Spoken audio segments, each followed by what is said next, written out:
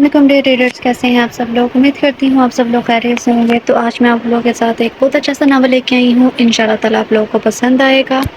تو جس نے ہمارے چینل کو ابھی تک سبسکرائب نہیں کیا وہ جلدی سے سبسکرائب کر لے، لائک کرے اور شیئر کرے۔ تو چلے اب ہم یہ اچھا سا ناول پڑھنا سٹارٹ کرتے ہیں۔ ناول کا نیم اور رائٹر نیم آپ لوگوں کو لاسٹ میں پتہ چل جائے گا۔ تو چلے اب ہم اسے سٹارٹ کرتے ہیں۔ آگ نے اس شاندار عالیشان سے گھر کو پوری طرح سے اپنی لپٹ میں لے رکھا تھا۔ دھوئیں کے بادل بلند ہوتے جا رہے تھے، ہر شے جل کر راکھ میں تبدیل ہوتی جا رہی تھی۔ دروازے، کھڑکیاں، سب کچھ آگ کی لپٹ میں تھے۔ گھر کے اندر داخل ہونے کا کوئی بھی راستہ نہیں بچا تھا۔ وہ دونوں ماں بیٹی چیخ رہی تھی، لوگوں کی مدد کے لیے پکار رہی تھی۔ سب پاس کھڑے تماشائی بنے کھڑے تھے۔ کسی نے بھی آگے بڑھ کر ان دونوں ماں بیٹی کی مدد کرنے کی کوشش نہیں کی تھی۔ آگ اس قدر تیز تھی، ہر کسی کو اپنی جان عزیز تھی۔ کوئی بھی آگے بڑھ کر اپنی جان کو خطرے میں ڈالنا نہیں چاہتا تھا۔ دیکھتے ہی دیکھتے گھر مکمل طور پر جل کر راکھ ہو گیا۔ وہ دونوں ماں بیٹی زمین پر ڈھہ سی گئی تھی۔ ابھی ایک ماہ پہلے ہی تو دونوں ماں بیٹی نے اپنے صاحبان کا سایہ سر سے اٹھنے کا دکھ برداشت کیا تھا، اور اب ایک اور آزمائش کی گھڑی ان دونوں کے سامنے آن کر کھڑی ہو گئی تھی۔ لوگ کسی بھی بے بسی کا تماشا دیکھتے اپنے گھروں میں جا چکے تھے۔ محلے کے ایک بزرگ نے آگے بڑھ کر ان کو اپنے گھر ساتھ چلنے کا کہا تھا۔ جب تک ان کو نیا ٹھکانہ نہیں مل جاتا وہ دونوں ماں بیٹی وہاں پر رک سکتی ہیں، لیکن اس بزرگ کی بیوی نے مہنگائی کا رونا رو کر انہیں اپنے ساتھ لے جانے سے منع کر دیا۔ جب تک عائشہ بیگم کے شوہر زندہ تھے ان کے پاس پیسہ تھا، تب تک محلے کی عورتیں ان کے گھر آتی جاتی رہتی تھی، لیکن جیسے ان کے شوہر کی موت ہوئی ان کا کاروبار بند ہو گیا۔ انہیں تھوڑی سی مشکلات کا سامنا کرنا پڑا تو محلے کے لوگوں کے ساتھ ساتھ ان کے اپنوں نے بھی ان سے منہ موڑ لیا۔ ابھی محلے کے کسی ایک فرد نے بھی آگے بڑھ کر ان کی مدد نہیں کی تھی۔ سچ کہتے ہیں آج کے دور میں اگر آپ کے پاس پیسہ ہے، آپ امیر ہیں، تو لوگ آپ کے ساتھ ہیں۔ اگر آپ کے پاس پیسہ نہیں تو کوئی بھی آپ کا نہیں۔ آج کے دور میں اگر آپ اپنے رشتہ داروں کے ساتھ رہنا چاہتے ہیں، لوگوں کے ساتھ بات چیت کرنا چاہتے ہیں، تو آپ کی جیب میں پیسہ ہونا لازمی ہے۔ اب جو بھی تھا اسے اپنی ہی ماں کو سنبھالنا تھا۔ وہ آنکھوں میں نمی صاف کرتی، اپنی ماں کو کندھے سے پکڑ کر اٹھاتی، ایک آخری نظر گھر پر ڈال کر اپنی ماں کو لے کر وہاں سے چل دی تھی۔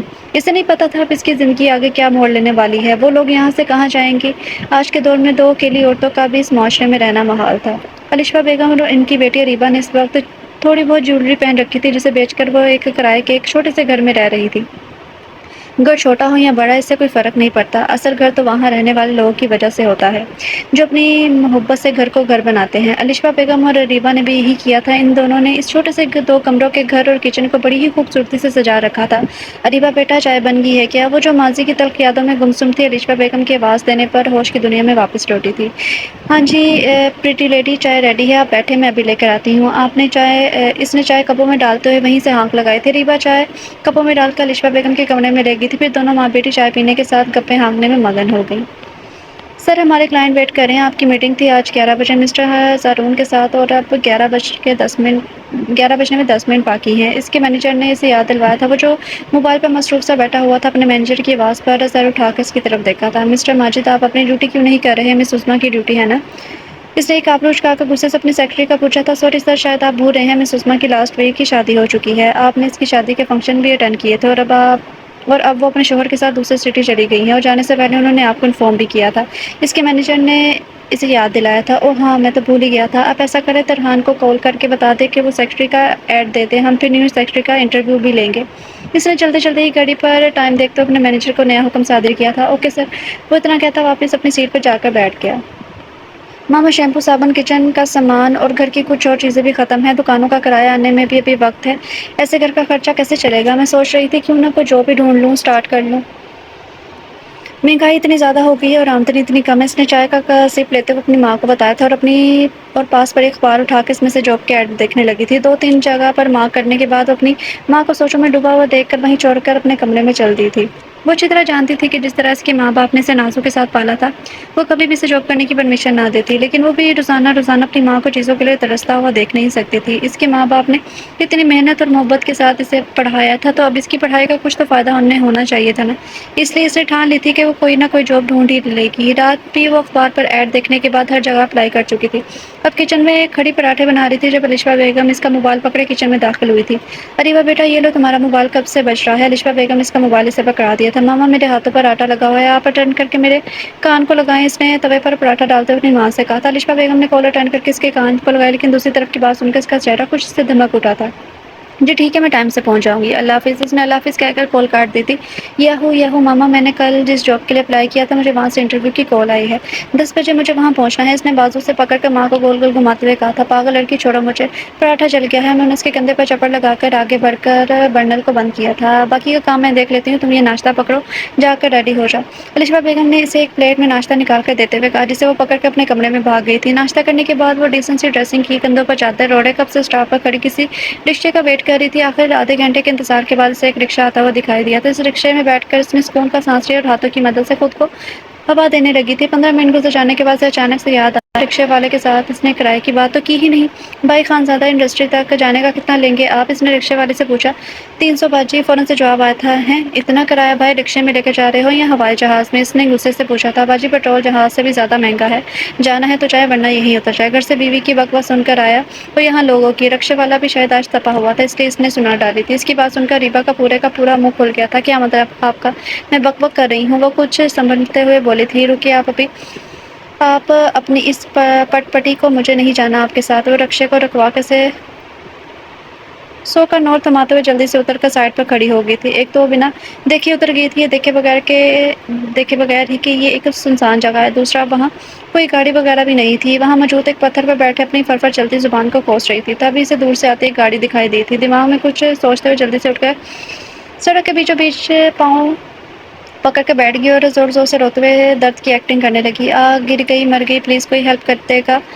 کار کو پاس رکتا ہوا دیکھ کر اس نے درد کی ایکٹنگ کرتے ہوئے کہا تھا۔ ایک لڑکی کو سڑک پر بیٹھے روتا دیکھ کر یزدان جلدی سے گاڑی سے باہر نکلا اور اپنی گلاسز اتار کر پاکٹ میں رکھی تھی۔ Are you okay? اس نے تھوڑا لڑکی کی طرف جھکتے ہوئے پوچھا تھا۔ No I am not okay, please help me. میں گر گئی تھی اور میرا پاؤں پہ چوٹ لگی، میں اٹھ کر چل نہیں سکتی، اگر آپ مجھے اپنی کار میں لفٹ دے دیں تو آپ کی مہربانی ہوگی۔ وہ آنکھوں میں آنسو لاتے ہوئے بولی تھی۔ یزدان کو اس کے آنسو اور درد سب دکھاوا لگا تھا، اس لیے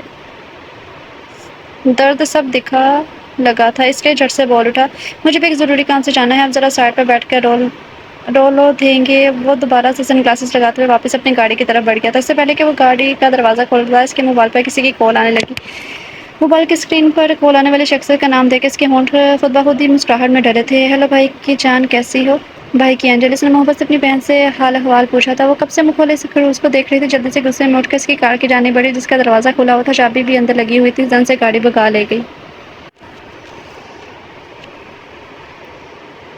ویسے مجھے ایک بات کی سمجھ نہیں آئی کہ جب ان دونوں ماں بیٹی کا جو گھر تھا وہ جلا تھا تو وہ جو زمین تھی ان کو بھی تو وہ بیچ سکتی تھی۔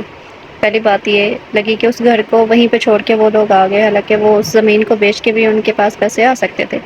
دوسری بات یہ کہ اس نے کہیں باہر جاب وغیرہ نہیں کی، باہر جاتی نہیں تھی۔ یہ جو ہیروئن ہے تو ان کو گاڑی ڈرائیو کرنی کیسے آتی تھی؟ یہ دراصل میرے دماغ میں آیا تو میں نے پوچھ لیا، ورنہ میں ناول کے درمیان میں بولتی نہیں ہوں، لاسٹ میں مجھے ویسے ہی پڑھتے پڑھتے بھول جاتا ہے۔ وہ جو کار کی طرف پیٹ کیے کھڑا تھا، گاڑی کے چلنے کی آواز پر پیچھے مڑ کر دیکھا، منہ کھول اپنی کار کو وہاں سے جاتے ہوئے دیکھنے لگا تھا۔ او ایک کار چور، تم ایک دفعہ میرے ہاتھ لگو پھر تمہیں بتاتا ہوں۔ وہ غصے سے کار کے پیچھے بھاگتے ہوئے بڑبڑا تھا، مجھے پہلے ہی وہ لڑکی مشکوک لگ رہی تھی، اس نے مدد نہیں کی، اب کر کے لے گئی، اب گاڑی لے گئی ہے میری۔ حد ہے یار، کیا ملک میں اتنی ہی مہنگائی ہو گئی ہے جو اب لڑکیاں گھروں سے باہر چوری کرنے نکل آئی ہیں۔ مسٹر زرون کے ساتھ آج میری اتنی امپورٹنٹ میٹنگ تھی، اوپر سے سیکرٹری کی جاب کے لیے آئے ہوئے لوگوں کے انٹرویوز بھی لینے تھے، آج اتنے سارے کام تھے اور یہ کار چور لڑکی میری کار چوری کر کے لے گئی۔ آج تک میں نے کام چوری لڑکی کے بارے میں سنا تھا اور دیکھا تھا، اور آج کار چور لڑکی بھی دیکھ لی۔ Damn it! وہ پاس پڑے کولڈ ڈرنک کے کین کو ٹھوکر مارتے ہوئے بولا تھا، واو واٹ اے شاٹ! کاش اس بوتل کی جگہ وہ لڑکی ہوتی تو مزہ ہی آ جاتا۔ وہ غصے سے بڑبڑایا تھا، سر آپ کی تو مسٹر زارون کے ساتھ آج ایک امپورٹنٹ میٹنگ تھی اور آپ یہاں کھڑے میرا مطلب ہے یہاں کھڑے کیوں ہیں؟ اس کے آفس کے ورکر یزدان کے غصے سے گھٹنے جانے پر جلدی سے اپنے الفاظ درست کیے تھے۔ سر آپ میرے ساتھ میری کار میں آ جائیں، میں بھی آفس سے جا رہا ہوں۔ اس ورکر نے کھلے دل سے آفر کی تھی۔ یا شور، وائی ناٹ، گیو می اے کی۔ یزدان نے ہاتھ بڑھا کے اس سے کار کی چابی مانگی، جسے اس نے خوشی کے ساتھ اسے پکڑا دیا تھا۔ اس نے جلدی سے کار میں بیٹھ کر ڈرائیونگ سیٹ سنبھالی، اس سے پہلے کہ وہ لڑکی کار میں آ کر بیٹھتی وہ کار وہاں سے بھگا لے گیا تھا۔ وہ منہ کھولے کار کو دور جاتے ہوئے دیکھ رہی تھی، تبھی اسے اپنے موبائل پر میسج سنائی دیا تھا، اگلے 15 منٹ کے اندر تم مجھے آفس میں دکھائی دو۔ کھٹوس چلاتے سڑیل! وہ اپنے سر کو کئی القابات سے نوازتی جلدی سے سڑک سے آتے جاتے لوگوں سے لفٹ مانگنے لگی تھی۔ اب اس کے سر نے آرڈر دے دیا تھا تو مطلب اگلے 15 منٹ میں اسے آفس پہنچنا ہی تھا۔ اللہ جی معاف کر دے، کار چوری کر کے آ رہی ہوں لیکن سچی میں جیسے ہی میرا انٹرویو ہو جائے گا میں اس کی کار لوٹا دوں گی۔ وہ خانزادہ انڈسٹری کے سامنے رک کر اوپر آسمان کی طرف دیکھ کر بڑبڑائی تھی، پھر چادر سیٹ کرتی اندر کی جانب ہو گئی تھی۔ ریسیپشن سے آفس کا پتہ معلوم کر کے وہاں آئے لوگوں کے ساتھ بیٹھ گئی تھی۔ غصے سے تن پن کرتا کار سے نیچے اترا تھا، موبائل پر کچھ ٹائپ کرتا اور جلدی سے اندر کی جانب بڑھا تھا۔ اس قدر غصے اور جلدی میں تھا کہ پارکنگ میں کھڑی اپنی گاڑی کو بھی دیکھ نہ پایا۔ اندھے بڈھے یہ کیا! یزدان بس پہنچنے ہی والا تھا کہ ایک بوڑھا آدمی جو کہ ہاتھ میں جوس کا گلاس پکڑے وہاں سے جا رہا تھا، اس کے قدم لڑکھڑائے تھے اور جوس کا گلاس سامنے ساتھی رمشا پر جا گرا تھا۔ سوری بیٹا، معاف کر دے، غلطی ہوگی۔ اس بوڑھے آدمی نے سر جھکائے معافی مانگی تھی اور نیچے جھک کر فرش پر سے گرا جوس اور ٹوٹے ہوئے کانچ کے ٹکڑے صاف کرنے لگا تھا۔ اور یہ جو میرے شوز خراب کیے ہیں یہ کون صاف کرے گا؟ رمشا نے جوس گرے سینڈل والے پاؤں اس کے سامنے کیا تھا۔ میں ابھی کر دیتا ہوں صاف۔ اس سے پہلے کہ وہ دوبارہ سے نیچے جھکتا کسی نے پیچھے سے کندھے سے تھام کر کھڑا کیا تھا۔ آپ کو ان کے شوز صاف کرنے کی ضرورت نہیں ہے انکل، ان کے ہاتھ پاؤں سلامت ہیں۔ نہ تو خود صاف کر لیں گی اریبہ جو کب سے رمشا کو اس بزرگ کے ساتھ بدتمیزی کرتے دیکھ رہی تھی، یہیں اس کی برداشت ختم ہو گئی تھی اور وہ اٹھ کر اس بزرگ کے پاس آئی تھی۔ کیا بکواس کر رہی ہو تم؟ جانتی بھی ہو میں کون ہوں؟ رمشا تقریباً چلاتے ہوئے انداز میں چیخی تھی۔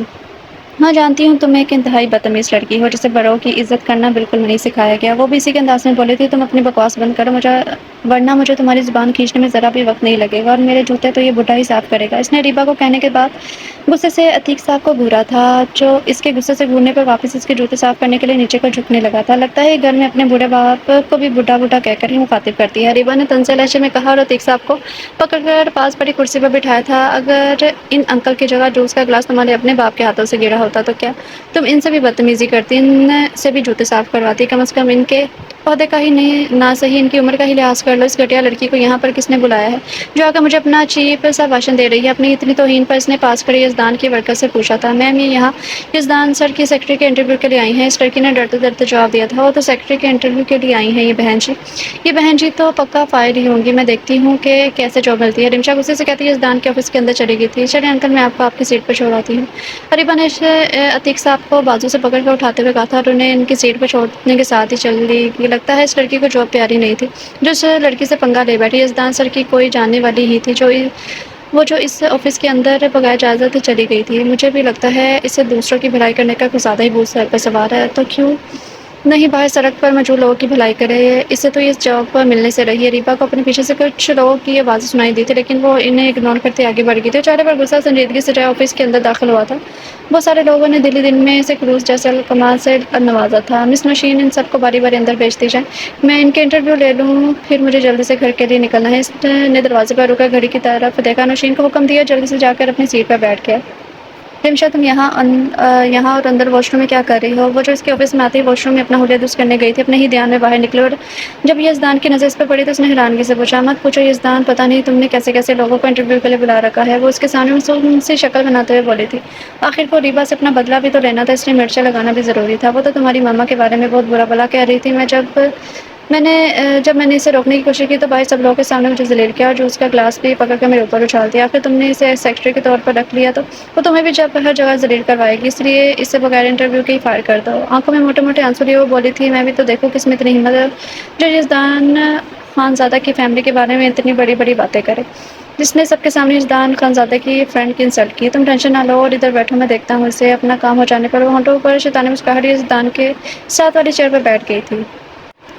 یزدان نے باری باری سب کے انٹرویوز لیے اور نوشین کو اریبہ کو اندر بھیجنے کو بولا تھا۔ وہ پاس پڑی فائل پر کچھ دیکھ رہا تھا جب اس کے ہاتھ سے ایک پیپر نکل کر نیچے فرش پر گرا تھا۔ وہ اسے اٹھانے کو نیچے جھکا تھا۔ میں کم ان سر؟ اریبہ نے اندر آنے کی اجازت مانگی تھی۔ بس یس، اس نے ویسے ہی نیچے جھکے اندر آنے کی اجازت دی تھی۔ یہ سب میز کے نیچے کیا کر رہے ہیں؟ کہیں یہ میز کے نیچے سے انٹرویو تو نہیں لے رہے؟ وہ دل ہی دل میں بڑبڑائی تھی۔ رمشا نے اس کی طرف طنزیہ مسکراہٹ لیے دیکھا تھا جبکہ اریبہ نے بھی اسے حقارت سے دیکھا تھا۔ ہاں تم نصاب، تم کار چور، تم یہاں کیا کر رہی ہو؟ یزدان نے آنکھوں میں غصہ بھرے اس کی طرف دیکھا تھا اور پھر اس سے پوچھا، کنجوس مگی چوس، آپ یہاں کیا کر رہے ہیں؟ وہ بھی اسی کے انداز میں بولی تھی، وٹ ایور، میں زبان سنبھال کر بات کرو، تم کسی ارے گرے سے نہیں یزدان خانزادہ سے بات کر رہی ہو۔ اب کی بات چیئر کو پیچھے گھسیٹتے ہوئے اٹھ کر کھڑا ہوا تھا، ابھی زبان سنبھال کر بات کر رہا ہے، ابھی کسی ارے گرے سے نہیں بلکہ اریبہ سے بات کر رہے ہیں۔ اور اپنی چادر کو سیٹ کرتے ہوئے بولی تھی، تم یہاں سیکرٹری کی جاب کے لیے آئی ہو نا؟ تمہارا کیا یقین ہے جو کار چوری کر سکتی ہے وہ کل کو میرا آفس بھی بیچ کھائے گی، اس لیے یو آر فائر۔ یوں میں کو نا وہ دروازے کی طرف اشارہ کرتا بولا تھا، مجھے بھی آپ جیسے کنجوس مکھی چوز انسان کی سیکرٹری بننے کا کوئی شوق نہیں ہے۔ آپ کا کیا یقین، پورا منتھ کام کروانے کے بعد جب پے دینے کی باری ہے تو آپ مکر جائیں۔ جو انسان ایک معصوم لڑکی کو لفٹ نہیں دے سکتا وہ کل کو پے بھی کیا دے گا؟ اور ہاں، میرا بس چلے تو آفس سے پہلے آپ کو ہی بیچ پاؤں۔ لیکن سوچنے والی بات ہے، آپ جیسے کنجوس انسان کی تو کوئی پھوٹی کوڑی بھی نہیں دے گا۔ جا رہی ہوں میں، اور میری بدعا ہے کہ آپ کو کوئی بھی سیکرٹری نہ ملے۔ جو بھی ملے آپ کو بیچ کر، اور آپ کے رائٹ سائڈ پر جو بدتمیز چوچی بیٹھی ہے، اللہ کرے اس کے دانت ٹوٹ جائے سارے کے سارے۔ وٹ از دس چوچی؟ رمشا نے یزدانی سے پوچھا تھا۔ آئی ڈونٹ نو، یزدان نے اپنے کندھے اشکائے تھے۔ اس لڑکی کی زبان تو اس کی ہائٹ سے بھی زیادہ لمبی ہے، رمشا نے غصے سے کہا تھا۔ تم سے تو میری ہائٹ زیادہ ہی ہے۔ خود کو کبھی شیشے میں دیکھا ہے؟ اور ہاں، شیشہ دیکھے گا بھی کیسے؟ بونی جو ہو وہ بھی کہاں صاف رکھنے والی تھی، اس لیے سارے صاف برابر کر ڈالے۔ یہ کب سے میری انسلٹ کر رہی ہے؟ تم چپ چاپ کھڑے سن رہے ہو؟ رمشا نے غصے سے یزدان کی طرف دیکھتے ہوئے کہا تھا، جو چپ چاپ سن رہا تھا۔ مجھے کب سے منہ کھولے اس کی چلتی زبان کو دیکھ رہا تھا۔ رمشا کے بلانے پر ہوش کی دنیا میں واپس آیا تھا۔ تمہیں سمجھ نہیں آ رہی؟ یو آر فائر، یو میں گو ناؤ۔ یزدان نے ایک بار پھر اسے باہر کی جانب اشارہ کرتے ہوئے کہا تھا، فائر لگے آپ کو اور آپ کی اس بونی دوست کو۔ جا رہی ہوں میں، ہونا آیا بڑا یزدانی کنجوس زیادہ۔ وہ منہ کے زاویے بناتے ہوئے آگے بڑھ کر اس کی ٹیبل سے پانی کا گلاس اٹھا کر پینے لگی تھی۔ اور ہاں، میں انٹرویو کے بعد آپ کی کار واپس کرنے ہی والی تھی۔ اگر اس وقت آپ نے مجھے لفٹ دی ہوتی تو کار چوری کرنے کی نوبت ہی نہ آتی۔ اور پانی کا گلاس ٹیبل پر رکھنے کے انداز میں رکھتے ہوئے بولی تھی، جھوٹی؟ اس کی بات سنتا یزدان بولا تھا، جھوٹا؟ وہ بھی فوراً بولی تھی، جاؤ، آپ کی بات رمشا تقریباً چیخی تھی، یو آر ہائر، آپ کہیں نہیں جا رہی۔ ہدا اور معاویہ جو کب سے دروازے پر کھڑے ان دونوں کا جھگڑا دیکھ رہی تھی، رمشا کے چلانے پر اور اسے وہاں سے بیچنے پر فوراً سے بولی تھی، میرا سونا بچہ یہاں؟ یزدان نے مسکراہٹ سے بجائے اپنے دونوں بازو پھیلائے اس سے پوچھا تھا۔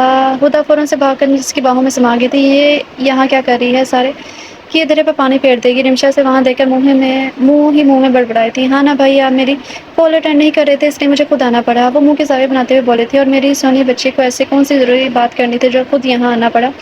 اس نے اس کے ماتھے پر بوسہ دیتے ہوئے پوچھا تھا۔ اور ان دونوں کو وہاں دیکھ کر اچھے سے جانتا تھا ان دونوں کو کیا بات کرنی ہوگی، لیکن پھر بھی اس نے پوچھنا ضروری سمجھا، بھیا اس چور نے میری ساری چاکلیٹ چوری کر کے کھا لی ہیں، اور اوپر سے مجھے اسنیکس بھی نہیں بنا کے دیے۔ اس نے یزدان کے سینے سے لگے ہی معاویہ کی شکایت کر ڈالی تھی، ہاں بھیا، یہ مجھے کیسے چور بول سکتی ہے جبکہ خود اوپر سے لے کر نیچے تک چوری کیا ہوا سامان پہن کر رکھا ہے، وہ بھی کہاں پیچھے رہنے والا تھا؟ میرے بھیا کے پیسے سے ہی میں نے کپڑے لیے ہیں، اس سے چوری نہیں ہوئے۔ وہ معاویہ کو زبان سے چڑھاتے ہوئے بولی تھی، ہاں تو چاکلیٹ بھی تو بھیا کے پیسوں میں ہی آئی ہے، اور بھیا جتنے تمہارے ہیں اس سے کہیں زیادہ میرے بھی ہیں، اس لیے میں نے بھی چاکلیٹ چوری نہیں کی۔ وہ بھی اسے زبان دکھاتے ہوئے بولا تھا۔ یزدان مسکراتے ان دونوں کی نوک جھوک انجوائے کر رہا تھا، جبکہ ریبا منہ کھولے اسے مسکراتا ہوا دیکھ رہی تھی، کیسے تھوڑی دیر پہلے غصے میں اور سڑیل منہ لیے اس سے بات کر رہا تھا، کیسے اب مسکرا رہا تھا۔ تھوڑی دیر پہلے جو غصہ اس کے چہرے پر موجود تھا وہ اب کہیں دور جا سویا تھا۔ بھیا زیادہ میرے ہیں؟ ہدا نے معاویہ کو کھینچ کر یزدان سے دور کیا تھا۔ نہیں جی، میں 6 منٹ بڑا ہوں تو بھیا زیادہ میرے ہوئے۔ معاویہ نے بھی اسے بازو سے پکڑ کر یزدان سے دور کرتے ہوئے کہا تھا، میرا ہے زیادہ آپ کی بار؟ ہدا نے اس کے بال ہاتھوں میں جکڑتے ہوئے اس کے بازو پر کاٹ کر کہا تھا، چڑیل۔ معاویہ نے پہلے اپنے بازو پر مسلے، پھر اس کے بال، پھر ہاتھوں میں جکڑ لیے تھے۔ بھیا مجھے درد ہو رہا ہے۔ ہدا نے اس کے بال ہاتھوں میں جکڑ ہی یزدان کی طرف دیکھ کر کہا تھا، مجھے بھی درد ہو رہا ہے بھیا، میں بھی کوئی پتھر کا نہیں بنا، جب درد ہو رہا ہے تو چھوڑو ایک دوسرے کو۔ یزدان نے مسکراتے ہوئے کہا تھا، نہیں بھیا، اسے میں گنجا کر کے ہی چھوڑوں گی، ہر وقت 6 منٹ بڑے ہونے کا رعب جھاڑتا رہتا ہے، میں بھی تمہیں گنجی کر دوں گا، پھر سب تمہیں ہدا گنجی کہہ کر بلائیں گے، جنگلی کہیں کہ۔ رمشا دل میں غصے سے بڑبڑائی تو اپنا پرس اٹھا کر کمرے سے ہی باہر چلے گی، کیونکہ اب ہدا کے ہوتے ہوئے اس کی دال گلنے والی نہیں تھی۔ ہدا جو کہہ دیتی تھی یزدان وہی کرتا تھا۔ گائز بس بہت لڑ لیا۔ یزدان نے آگے بڑھ کر ان دونوں کو ایک دوسرے سے الگ کیا تھا، ان دونوں کے جھگڑے میں بھی ایک دوسرے کے لیے پیار ہی تھا۔ ریبا نے محبت سے ان دونوں کی طرف دیکھا تھا، سے نٹکٹ سی وہ دونوں بہت اچھے لگے تھے۔ بھیا آپ انہیں اپنی سیکرٹری جاب کے لیے ہائر کر لیں۔ وہ یزدان کے ہاتھ تھام کر محبت سے بولی تھی، ہو گیا میرا سونا؟ اور کچھ؟ یزدان نے ماتھے سے اس کے بال ہٹا کر بوسہ دیتے ہوئے پوچھا تھا، اور اس معاویہ کو بولے ابھی اسی وقت مجھ سے چوری کرے؟ اس نے معاویہ کی طرف دیکھ کر مسکرا کر کہا تھا، لیکن میں کیوں تمہیں سوری کہوں گا چڑیل؟ معاویہ نے منہ بسوڑ کر کہا تھا۔ معاویہ، یزدان نے گھورا تھا، اچھا سوری چڑیل، اس نے احسان کرنے والے انداز میں سوری کیا تھا۔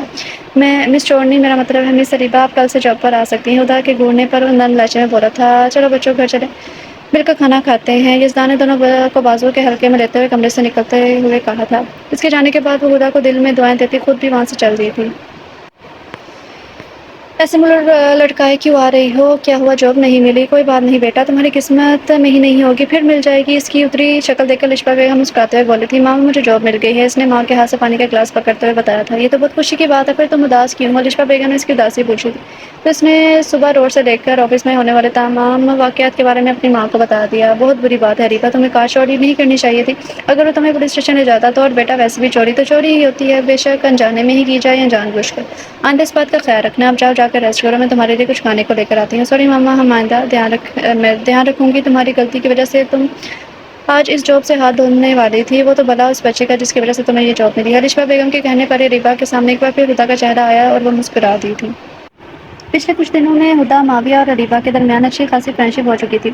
رمشا بھی ان کچھ دنوں میں بالکل چپ چاپ تھی، کوئی بھی رد عمل شو نہیں کر رہی تھی۔ ان تینوں کو لگا وہ ان سے بدلہ لے گی، لیکن اس کی طرف سے کوئی رد عمل نہ ہوتا دیکھ کر یہ سمجھ کر خوش ہو گئی کہ وہ تینوں سے ڈر گئی ہے، اس لیے آج وہ تینوں باہر آئس کریم پارلر میں آئس کریم کھانے کے لیے جا رہے تھے۔ یزدان بھی ان کے ساتھ ہی تھا، جس سے اس کے ٹوئنز زبردستی اپنا ساتھ کھینچ کر لائے تھے۔ وہ بھی اکتایا ہوا ان کے ساتھ چل رہا تھا اور کہا جانے نظروں سے ریبا کو گھور رہا تھا۔ ریبا بھی اسے دیکھ کر طرح طرح کے فیس ایکسپریشن پاس کر رہی تھی۔ پارلر کتنی دور ہے، میں تو تھک گئی، خدا تکتے ہوئے وہیں زمین پر بیٹھ گئی تھی۔ اس کے پیچھے اریبا، ماویہ بھی آلتی پالتی مار کر وہیں سر پر بیٹھ گئی تھی، جیسے ان تینوں کے لیے آئس کریم خود چل کر وہاں آئے گی۔ تمہاری اس کار چورنے کی وجہ سے ہی پیدل آنا پڑا، ورنہ میں تو کہہ رہا تھا کہ کار میں چلتے ہیں۔ خواجہ نے نظروں سے اریبا کو دیکھتے ہوئے بولا تھا، آپ کے اس گھٹیا جھوٹے ڈائلاگ کی وجہ سے ہی ہم آپ کی کار میں نہیں آئے۔ کیا پتا آپ پھر مجھ پر جھوٹا الزام لگاتے ہیں۔ چونکہ آج یزدان نے آفس نہیں جانا تھا اور ماویہ ہدا کو بھی آج آف تھا، تو ہدا اور ماویہ نے مل کر پلان بنایا تھا، کیوں نہ آج کہیں باہر گھومنے پھرنے جایا جائے۔ وہ اپنے پلان کے بارے میں ریبا کو بھی انفارم کر چکی تھی، جس نے ساتھ چلنے کے لیے بہت منع کیا تھا، لیکن ان دونوں نے بھی اسے منا کر ہی دم لیا۔ یزدان کو منانا زیادہ مشکل نہ تھا، ہدا کے ایک نقلی آنسو نکلنے کی دیر تھی اور یزدان فوراً سے مان جاتا تھا۔ اریبا کو پک کر کے ان تینوں نے ہی کرنا تھا، جو ریڈی ہو کر کھڑی تھی۔ ہدا نے کار کا دروازہ کھول کر اسے ساتھ بیٹھنے کا بولا، اس نے انکار کر دیا اور یزدان کے ساتھ اس کی کار میں نہیں جائے گی۔ کیا پتا لفٹ دینے کے بعد کہیں زبردستی میری کار میں گھس گئی ہے یا کار چوری کرنے کے ارادے سے میری کار میں بیٹھ گئی ہے اور مجھ پر کار چوری کا ٹیگ لگا دے۔ ویسے بھی وہ کنجوس چھوٹے دل کے لوگ سے لفٹ نہیں لیتی تھی، کیا پتا لفٹ کے نام پر انہیں دورہ ہی نہ پڑ جائے، اس لیے ہدا اور ماویہ نے طے کیا وہ سب پیدل ہی جائیں گے آئس کریم پارلر تک۔ اریبا نے اس کی ہاں میں ہاں ملائی تھی، یزدان بھی اسے انکار نہیں کر پایا تھا، وہ بھی کہاں ادار رکھنے والی تھی۔ فوراً سے جواب آیا، یہ جو کینچی کی طرح تمہاری ہر وقت زبان اتنی لمبی چلتی ہے نا، اس کے اوپر ہی بیٹھ کر چلے جاؤ۔ وہ بھی یزدان کا تھا، کہاں کسی کا حساب رکھنے والا تھا۔ یزدان کی بات پر جہاں ریبا کا منہ پورے کا پورا کھلا تھا، وہیں ہدا اور ماویہ نے بڑی مشکل سے اپنی ہنسی روکی تھی۔ میری کینچی کی طرح زبان چلتی ہے تو آپ کی بھی کلہاڑی کی طرح چلتی ہے، ہر وقت اسی طاق میں رہتے ہیں کہ کوئی اس کے نیچے اور آپ کاٹ ڈالے۔ صحیح کہا تم نے، اس وقت تو میرا تمہیں ہی کاٹنے کو دل کر رہا ہے۔ یزدان نے اپنے ارد گرد گزرتے لوگوں کو مسکراتے ہوئے ان تینوں کی طرف دیکھتے ہوئے کہا تھا، اللہ کرے آپ کی کلہاڑی مطلب زبان کو ہی زنگ لگ جائے۔ فوراً سے وہ دعا دی گئی تھی، سیم ہیئر، یزدان نے کسی کے انداز میں کہا تھا۔ ہاں رومانٹک مچلنا کتنا پیارا ہے، پیارا لڑتے ہیں۔ ہدا نے ماویہ کے کان میں سرگوشی کی تھی، اللہ جوڑی کے ساتھ ساتھ ان کی لڑائی کو بھی سلامت رکھے۔ ماویہ نے اوپر آسمان کی طرف دیکھ کر دعا دی تھی، جس کے پیچھے ہدا نے فوراً سے آمین کہا تھا۔ کتنے پیارے فقیر ہیں۔ بائک پر جاتے ہی مچلنا نے ان کے پاس بائک روک کر ان تینوں کی گود میں 10 روپے کا نوٹ رکھتے ہوئے کہا تھا اور دوبارہ سے بائک اسٹارٹ کر کے آگے بڑھ گئے تھے۔ کیا مطلب تھا ان کا؟ ہم فقیر کہاں سے فقیر نظر آتے ہیں ہم ان کو، اندھے اور تم، اللہ کرے ان کی بائک ہی پنکچر ہو جائے۔ اریبا جو یزدان کی وجہ سے پہلی بھری پڑ رہی تھی، اس کے چہرے پر سچی مسکراہٹ دیکھ کر تب کی تھی، آمین، اور اگلے 10 سال تک ان کا پنکچر بھی نہ لگے۔ ماویہ نے بھی فوراً سے اریبا کی بددعا پر آمین کہہ ڈالا تھا، جبکہ ہدا جلدی سے اٹھ کر کھڑی ہو چکی تھی۔ کوئی انہیں پھر سے فقیر ہی نہ کہہ ڈالے، فقیروں کی طرح بیٹھو گے تو فقیر ہی کہلواؤ گے نا۔ یزدان نے ان کے بیٹھنے کی پوزیشن پر چوٹ کی تھی، جس سے وہ دونوں بھی جلدی سے اٹھ کھڑے ہوئے تھے۔ ان تینوں نے یزدان کی طرف دیکھا، جو منہ کھولے ایک دوسرے کو دیکھ رہا تھا۔ ان تینوں نے بھی اس کی نظروں کے زاویے میں دیکھا تو ان کی نظر اس بائک پر پڑی جسے انہوں نے بددعا دی تھی۔ بائک پر جو لڑکا نیچے اتر کر بائک کی چیکنگ کر رہا تھا، جس سے صاف ظاہر ہو رہا تھا بائک خراب ہو چکی ہے۔ سچ کہا ہے کسی نے، فقیر کی بددعا بڑی جلدی لگتی ہے۔ یزدان نے اریبا کی طرف دیکھ کر کہا تھا، اس کی تھوڑی دیر پہلے کی بددعا پر شاید طنز کیا تھا، اور آگے چلنے لگا۔ وہ تینوں بھی اس کے پیچھے پیچھے چلنے لگے تھے۔ کاش اس لڑکی کی زبان پر بلڈوزر چل جائے اور ہمیں سکون نہ آ جائے۔ یزدان آگے چلتے چلتے بڑبڑا تھا، وہ جو اس کے پیچھے پیچھے چلی آ رہی تھی، اس کی بڑبڑاہٹ اس کے کانوں تک پہنچ گئی تھی۔ اللہ آپ کی دعائیں کبھی قبول نہ کرے۔ وہ بھی اس کے پیچھے چلتی ہوئی بولی تھی۔ ایسے ہی لڑائی جھگڑے میں آئس کریم پارلر تک پہنچ گئے تھے۔ سب نے اپنی پسند کا فلیور لیا تھا، جبکہ ریبا نے یزدان کو جانے کی خاطر 3-4 فلیور لیے تھے اور انہیں ایک ساتھ ہی کھانے لگی تھی۔ جیسے یزدان نے ناگواری سے دیکھا تھا، چلو ماویہ میری اور ریبا کی آئس کریم کھاتے کوئی کی پکس بناؤ۔ ہدا نے آئس کریم کھاتے ہوئے ماویہ پر حکم صادر کیا تھا، جس نے بیچاری سے شکل بنا کر یزدان کی طرف دیکھا، جو لاپرواہی سے اپنے کندھے چڑھا گیا تھا، جیسے کہنا چاہ رہا ہو تمہیں ہی شوق تھا نا گھومنے کا، چلو اب بناؤ پکس۔ بھئی میں کوئی پکس نہیں بنا رہا، میری ساری آئس کریم پگھل جائے گی، ماویہ نے جان چھڑوانے والے انداز میں کہا۔ دوبارہ سے آئس کریم کھانے میں مگن ہو گیا۔ ہدا غصے سے تنفن کرتی اس کی طرف بڑھی، پہلے اپنے ہاتھ میں موجود آئس کریم اس کے سر کے ساتھ منہ پر بھی مسل ڈالی تھی، پھر اس کے ہاتھ میں جو موجود آئس کریم تھی اس کے ساتھ بھی وہی کیا تھا۔ اپنا کارنامہ سر انجام دے کر وہ ہاتھ جھاڑ کر تھوڑا اور دور فاصلے پر جا کر کھڑی ہو گئی تھی۔ ریبا اس کو شوٹ کرو، ہدا نے ریبا کو اس کی پکس بنانے کو کہا تھا۔ ریبا نے فوراً سے بیگ سے موبائل نکالا اور اس طرح کی ماویہ کی پکس بنا ڈالی تھی، جس میں وہ بہت فنی لگ رہا تھا۔ چلو بھائی تھوڑا مزہ ہی ہو جائے، چلو ریبا اب اس کی پکس اس طرح کی کیپشن کے ساتھ اپنے سارے سوشل میڈیا اکاؤنٹس پر پوسٹ کریں۔ اس نے اپنے بیگ سے موبائل نکالنے کے ساتھ ریبا کو کہا تھا، نہیں نہیں پلیز تم دونوں ایسا نہیں کرنا، میں تم دونوں کی پکس بناتا ہوں، جیسے تم دونوں کہو گی ویسے بناؤں گا۔ ماویہ نے جلدی سے ان کی منت کی کیونکہ وہ اچھی طرح جانتا تھا ہدا نے یہ سب کرنے میں ذرا بھی وقت نہیں لگانا، وہ پہلے ہی اس کے ساتھ کافی دفعہ ایسا کر چکی ہے۔ اب آیا نا اون پہاڑ کے نیچے، ریبا نے مسکراتے ہوئے کہا تھا، اور تم بھی اس پہاڑ کے نیچے آ جاؤ تو مزہ ہی آ جائے، بلیک میلرز نہ ہوگا۔ یزدان نے اس کے چہرے کے ساتھ ساتھ کپڑوں پر بھی کھڑی آئس کریم دیکھتے ہوئے کہا تھا، آپ سے تو ویسے ہی میری خوشی ہضم نہیں ہوتی، ہر وقت جلے رہتے ہیں، کہیں ایسا نہ ہو جل کے کوڑے ہی بن جائیں، ویسے بھی ہر وقت کائیں کائیں کرتے رہتے ہیں۔ بھائی تو ایسے ہی لگے رہتے ہیں، تم چلو ہم پکس بنائیں۔ ہدا اس کو بازو سے پکڑ کر وہاں سے لے گئی تھی اور دونوں پکس بنانے کے چکر میں سڑک کے بیچوں بیچ جا کر کھڑی ہو گئی تھی۔ ماویہ ان کی پکس بنانے لگا تھا جبکہ یزدان بھی اپنے موبائل نکال کے مصروف ہو گیا تھا۔ پہلے دونوں نے آئس کریم کھاتے ہوئے پکس بنائی تھی، پھر ایک دوسرے کی ناک پر آئس کریم لگاتے ہوئے پکس بنائی تھی۔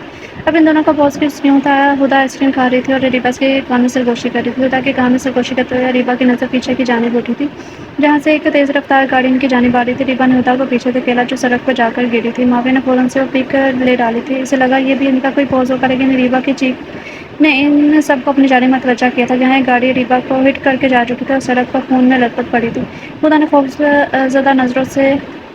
خوفزدہ ہوتے ہوئے سر اپنے گھٹنوں میں دے ڈالا تھا۔ ماویہ جلدی سے بھاگ کر ہدا کے پاس پہنچا جبکہ یزدان نے جلدی سے آگے بڑھ کر ریبا کو اپنی باہوں میں بھرا تھا۔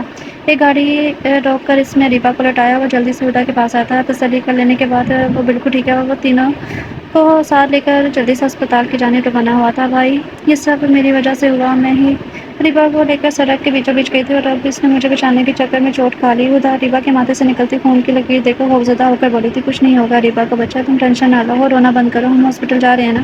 یزدان نے اسے تسلی دی تھی۔ ماویہ بھی خوفزدہ سا ہو کر گاڑی کی ایک سائڈ پر جا کر بیٹھا ہوا تھا، وہ دونوں ٹھیک تھے، یزدان کے لیے ہی کافی تھا۔ اسے اس وقت فکر تھی تو ریبا کی، جس نے اس کی بہن کی چوٹ خود پر لی تھی اور اب زخمی حالت میں تھی۔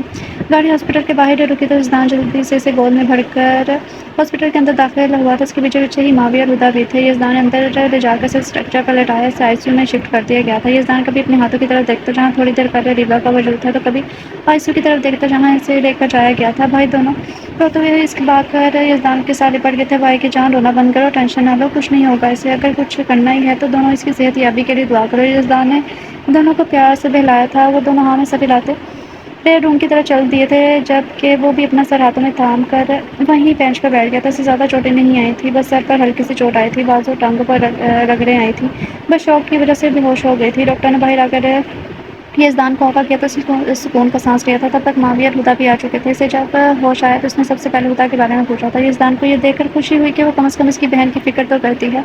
یزدان ڈرائیور سے کہہ کر اپنی کار بھی منگوا چکا تھا اور تینوں ریبا کو گھر ڈراپ کر کے اس کی ماما کو ریلیکس کر کے وہاں سے جا چکے تھے۔ انہوں نے ریبا کی ماما کو یہی بتایا تھا کہ وہ اچھلتے کودتے ہوئے گر گئی تھی، زیادہ چوٹ نہیں آئی۔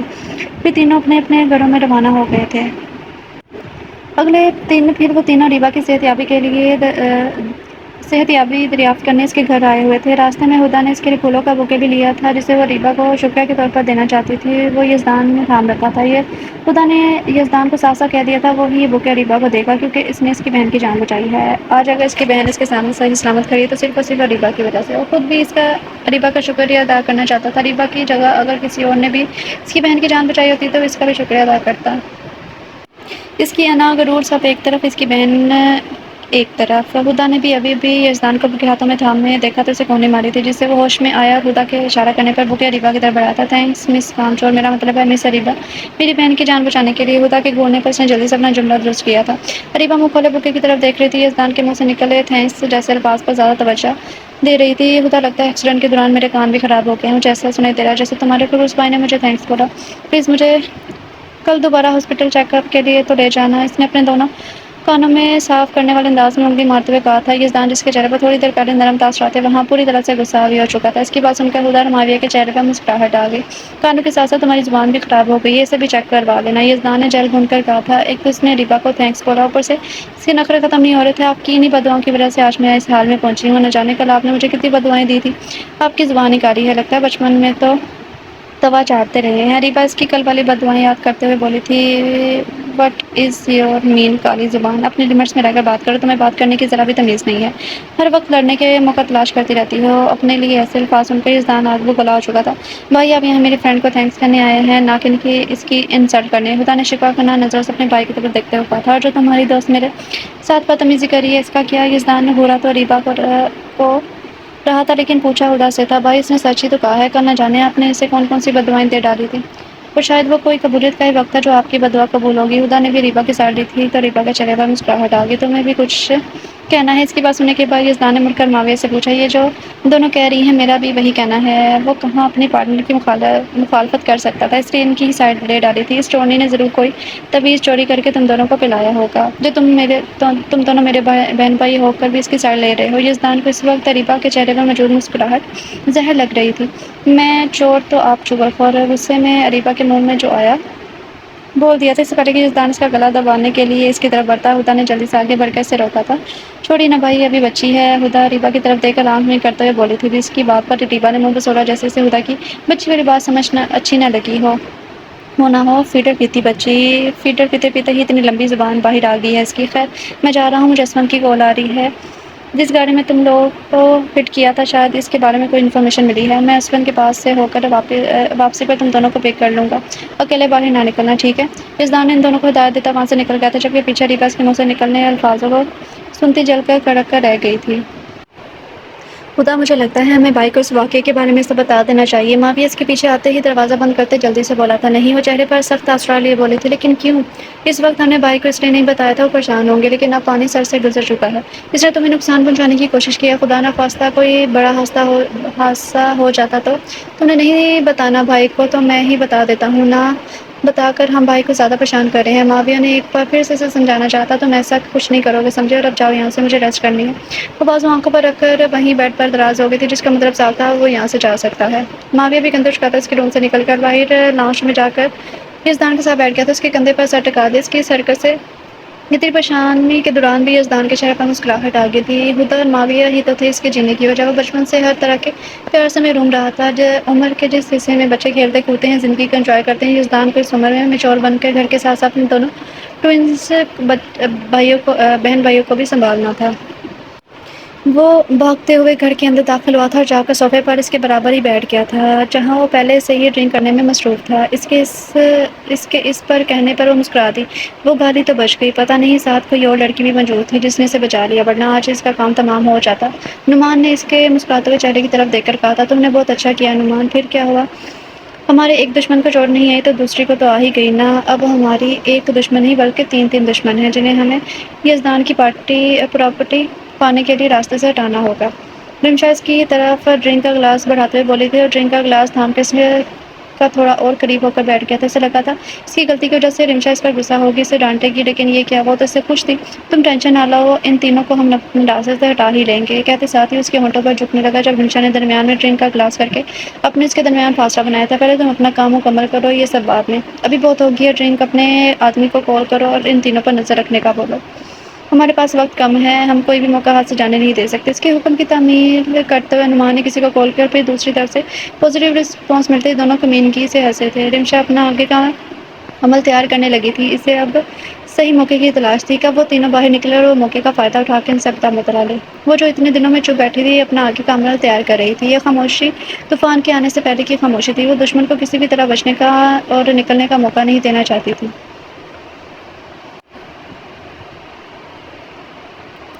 آج ایک ہفتے بعد مکمل صحت یاب ہو کر آفس آئی تھی یزدان، اور وہ آج ایک میٹنگ کے بارے میں کچھ ضروری پوائنٹس ڈسکس کر رہے تھے۔ تبھی دھڑام سے آفس کا دروازہ کھلا تھا اور دو ہستی ایک دوسرے سے لڑتی جھگڑتی آفس میں داخل ہوئی تھی۔ اپنے کام کے دوران مداخلت ہونے پر یزدان نے غصے سے سر اٹھا کر آنے والی ہستیوں کی طرف دیکھا، لیکن وہاں اپنے دونوں بہن بھائیوں کو دیکھ کر وہ غصہ کہیں دور جا سویا تھا۔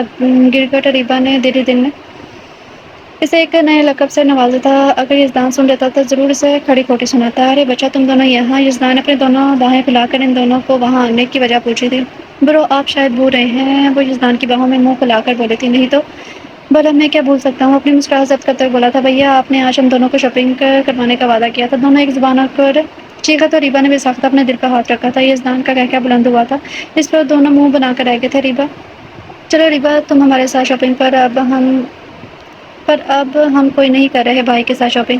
ہدا یزدان کے حصار سے نکلتے ہوئے ریبا کا ہاتھ تھامتے ہوئے بولی تھی، میں کیسے جا سکتی ہوں، میں تو آفس میں ہوں، اور آج ہماری ایک میٹنگ بھی ہے۔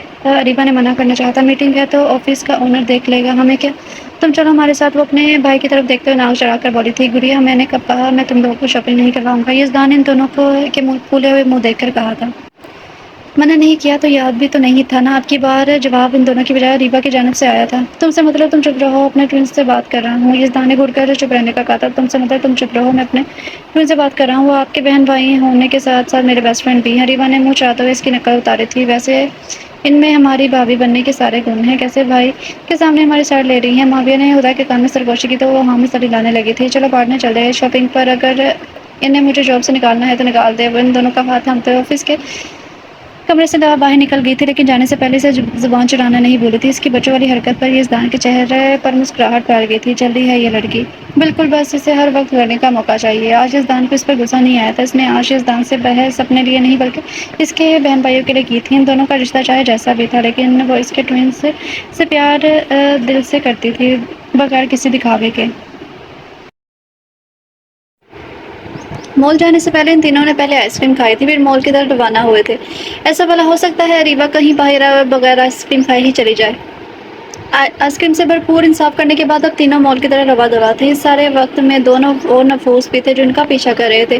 یہ کہنا غلط نہ ہوگا کہ سائے کی طرح ان کے ساتھ تھے۔ تینوں مال کے اندر داخل ہوئے تو وہ نفوس بھی باہر بیٹھ کر ان کا انتظار کرنے لگے۔ ابھی انہیں گئے 1 گھنٹہ ہی ہوا تھا کہ ہدا اور معاویہ ہاتھ میں ایک شرٹ پکڑے جھگڑتے ہوئے باہر آئے تھے۔ کبھی ہدا معاویہ سے کھینچ رہی تھی تو کبھی معاویہ ہدا سے کھینچ رہا تھا۔ اریبہ بھی ان دونوں کے پیچھے پیچھے تھی۔ اریبہ مال کے دروازے پر ہی کھڑی تھی جبکہ وہ دونوں تھوڑا آگے نکل چکے تھے۔ اریبہ نے 5-10 منٹ ان کے واپس آنے کا ویٹ کیا، لیکن جب وہ واپس نہ آئے تو خود بھی ان کی طرف چل پڑی تھی۔ وہ ان کی طرف ہی جا رہی تھی جب اس کی نظر ایک پائپ پر پڑی جس پر موجود نفوس کے چہروں پر رومال بندھا ہوا تھا۔ اس کے ہاتھ میں شیشے کی ایک بوتل تھی۔ جب ارد گرد لوگوں کا رش زیادہ ہوتا ہے تو ان کی بائک کی سپیڈ بھی تیز ہو جاتی تھی، جب رش کم ہوتا تو ان کی بائک کی سپیڈ بھی کم ہو جاتی تھی۔ اریبہ کو مشکوک تو پہلے ہی لگ رہے تھے، لیکن جب ان کی نظر ان کے ہاتھ میں موجود بوتل اور اس بوتل کی سیدھ میں موجود شخص کی جانب اٹھی تو اس کے قدموں کی سپیڈ کافی حد تک تیز ہو چکی تھی۔ دوسری طرف ان تینوں کا پیچھا کرتے ہوئے یزدان کی نظر بھی ان بائک والوں پر اور ان کے ہاتھ کے نشانے پر موجود اپنی بہن پر گئی تھی۔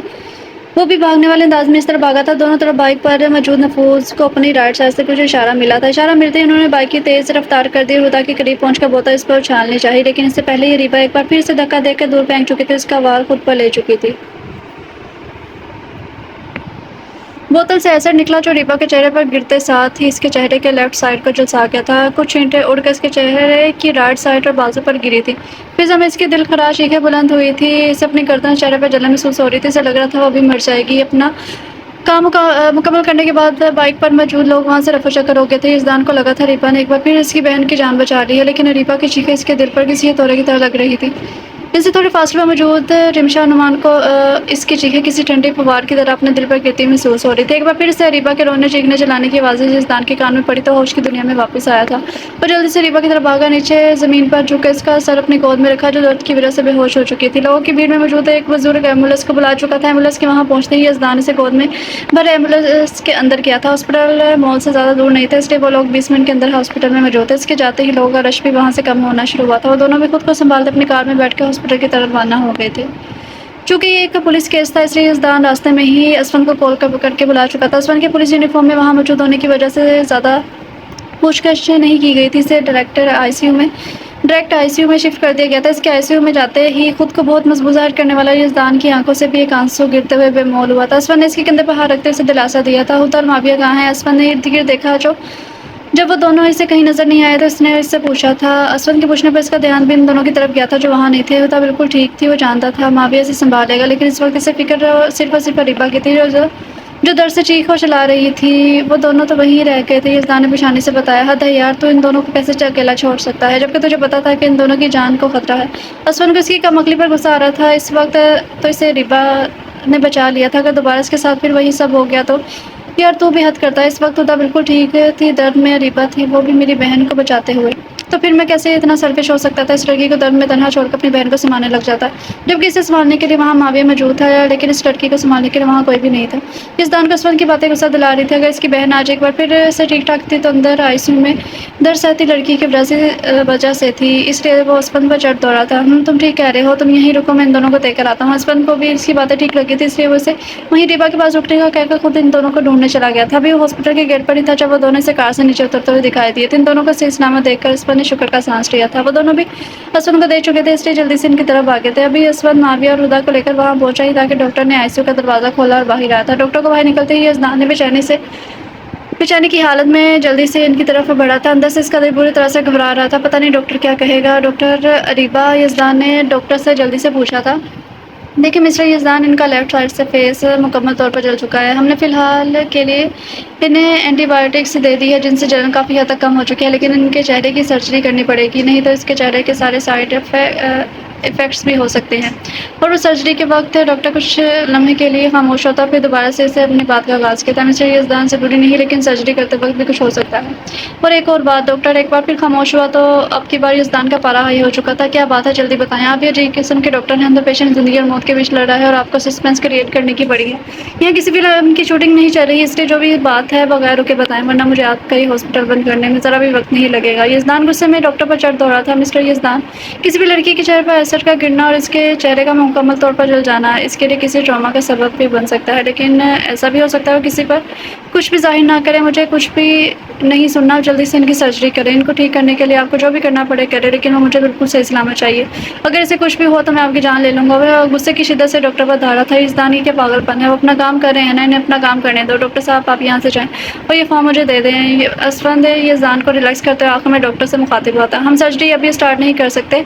ڈاکٹر ایک بار پھر ڈرتے ہوئے بولا تھا، کیوں؟ یزدان اس قدر غصے میں بولا کہ ڈاکٹر کو اپنا حلقہ تک خوش ہوتا ہوا محسوس ہوا تھا۔ ہم گائنس ان کے لیے اسکن منگوائی ہے اور ساتھ میں اسکن اسپیشلسٹ بھی، اس لیے انہیں آنے میں تھوڑا وقت لگے گا۔ ڈاکٹر نے جلدی سے اپنی بات مکمل کی تھی، ہم 2 دن تک ان کی سرجری کریں گے۔ اب کی بار ڈاکٹر نے یزدان کے چہرے کے تاثرات دیکھتے ہوئے اسفند کی طرف دیکھ کر اپنی بات کہی تھی، ورنہ یزدان جس طرح سے ڈاکٹر کو دیکھ رہا تھا، ڈاکٹر کو تو یہی لگ رہا تھا اس کی زندہ نکل کہ وہ اسے زندہ ہی نکل جائے گا۔ ٹھیک ہے ڈاکٹر صاحب۔ اسفند نے ایک نظر یزدان کی طرف دیکھا تھا جس کے ماتھے کی رگیں تنی ہوئی تھی اور وہ لال انگارہ ہو رہی تھی، اس لیے ڈاکٹر کا گھورا تھا۔ ڈاکٹر کے وہاں سے جاتے اسفند یزدان سے مخاطب ہوا تھا، جبکہ ماویہ اور ہدا بھی بھاگ کر اس کے پاس آئے تھے۔ بھائی اریبہ، میری دوست، وہ جسٹ بیکاز آف می نہیں بچا، آپ کی وجہ سے کچھ نہیں ہوا۔ آپ کے فرینڈ کو جو چوٹ آئی ہے وہ اس کے نصیب میں لکھی تھی اور وہ اسے مل کے ہی رہنی تھی، اس لیے آپ خود کو بلیم کرنے کی بجائے اس کے لیے دعا کریں۔ باقی اس کا ٹریٹمنٹ چل رہا ہے، سب کچھ ٹھیک ہو جائے گا۔ یزدان نے پیار سے ہدا کو اپنے ساتھ لگائے سمجھایا، جو ہمارے خوف کی کانپ رہی تھی، جاؤ اسفند ان دونوں کو گھر ڈراپ کر دو۔ یزدان نے اسفند کو ان دونوں کو گھر چھوڑنے کا کہا تھا، وہ جانتا تھا اگر وہ دونوں یہیں رہے تو پریشان رہیں گے۔ نہیں بھائی، جب تک اریبہ ٹھیک نہیں ہو جاتی ہم کہیں نہیں جائیں گے۔ ان دونوں نے گھر جانے سے صاف انکار کیا تھا۔ یزدان بس اتنا ہی بولا۔ اس وقت اس کے دماغ میں کئی سرچیں چل رہی تھی۔ اریبہ کی ماما کو جب پتہ چلا تو پتہ نہیں کیسے ریئیکٹ کریں گی۔ ابھی تک وہ انہیں لے کر ٹینشن فری تھے کیونکہ وہ اپنے کسی دور کے رشتہ دار کے ہاں شادی پر گئی ہوئی تھی اور انہیں واپس آتے ہفتہ تو لگ ہی جانا تھا۔ اریبہ کو ہاسپٹل میں ایڈمٹ ہوئے 2 دن ہو چکے تھے۔ یہ 2 دن یزدان، ہدا اور ماویہ نے کیسے گزارے تھے وہی جانتے تھے۔ ان 2 دنوں میں سب سے زیادہ جس انسان کی زندگی سولی پر لٹکی ہوئی تھی وہ یزدان تھا۔ ان 2 دنوں میں وہ لڑکی یزدان کے لیے بہت اہم ہو چکی تھی۔ جب سے اریبہ ہاسپٹل میں ایڈمٹ تھی، وہ کھانا پینا اپنا اور سب کچھ چھوڑے وہیں ہاسپٹل میں اس کے پاس ہی تھا۔ 2 دن کے دردناک انتظار کے بعد آخر وہ وقت بھی آ گیا جب اریبہ کا آپریشن ہونا تھا۔ چائنا سے اس کے لیے نئی اسکن اور اسکن اسپیشلسٹ بلائے جا چکے تھے۔ سرجری کی تمام تیاریاں بھی مکمل ہو چکی تھی۔ ڈاکٹر صاحب، میں آپ کے لیے آگے ہاتھ جوڑتا ہوں، پلیز آپ اریبہ کو ٹھیک کر دیں۔ ماویہ نے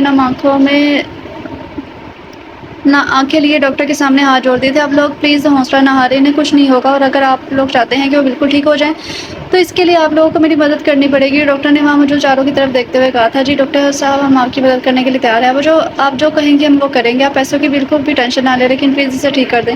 ان سب میں سے سب سے پہلے بولنے والا یزدان تھا، باقی سب نے بھی ہاں میں سر ہلایا تھا۔ مسٹر یزدان، آپ کے پاس پیشنٹ کی کوئی پک موجود ہے کیا؟ ہمیں سرجری کے دوران ان کی پک بھی چاہیے ہوگی۔ ڈاکٹر نے ہاں میں سر کو زنبش دیتے ہوئے یزدان سے پوچھا تھا۔ ڈاکٹر کی بات سن کر یزدان نے نظر گھمائی، ہدا کی طرف دیکھا جو جلدی سے اپنے موبائل لے کر ڈاکٹر کی طرف بڑھی تھی۔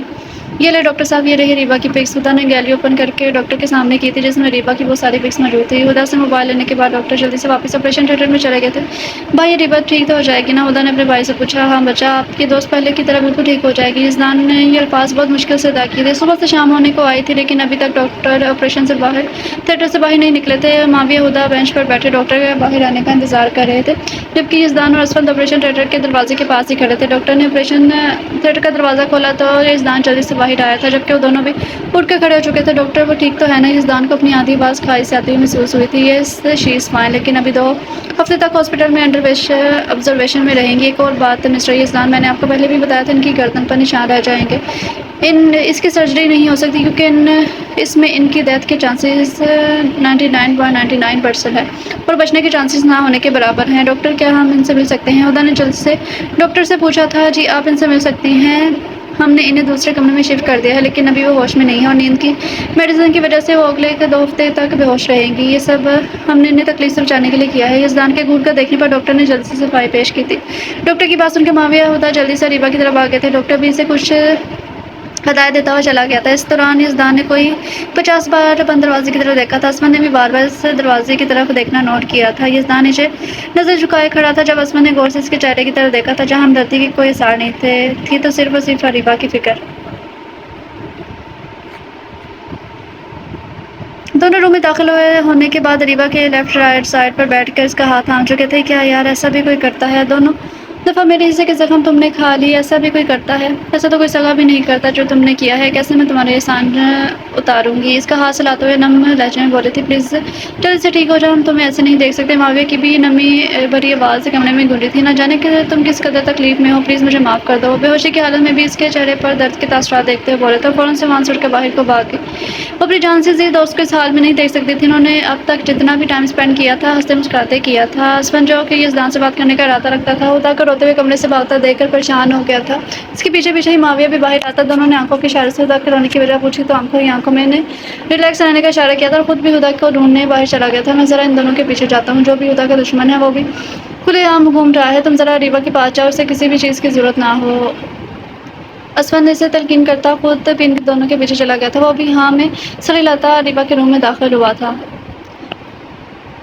کیا ہو یار تم؟ میں نے تمہیں کیا سمجھا تھا اور تم کیا نکلی؟ خیر میں نے تمہیں جو بھی سمجھا تھا بالکل ٹھیک ہی سمجھا تھا، تم سچ میں چور ہو، تم کار کے علاوہ اور چیزیں بھی چوری کرنے کا ہنر جانتی ہو، تم دل چور بھی ہو۔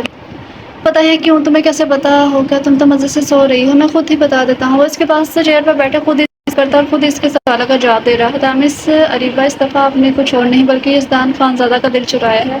کار چوری کرنے کی تو تمہیں معافی مل گئی تھی، لیکن یزدان خانزادہ کا دل چوری کرنے کی تمہیں بہت بڑی غلطی کی ہے جس کی تمہیں سزا ضرور ملے گی، بس ایک دفعہ تم ٹھیک ہو جاؤ۔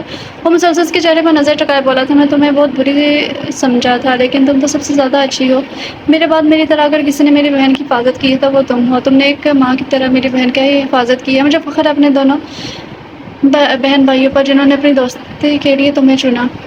اب کی بار یزدان کے چہرے پر ہلکی سی مسکراہٹ تھی۔ چلو بہت ہو گئی باتیں، اب تم ریسٹ کرو، جلدی سے ٹھیک ہو جاؤ۔ میری بہن اپنی دوست کو اس حالت میں دیکھ کر رو رہی ہے اور تم جانتی ہو نا کہ میں اپنی بہن کی آنکھوں میں آنسو نہیں دیکھ سکتا۔ اب کی بار یزدان کے چہرے پر بالکل بھی نرم تاثرات نہیں تھے۔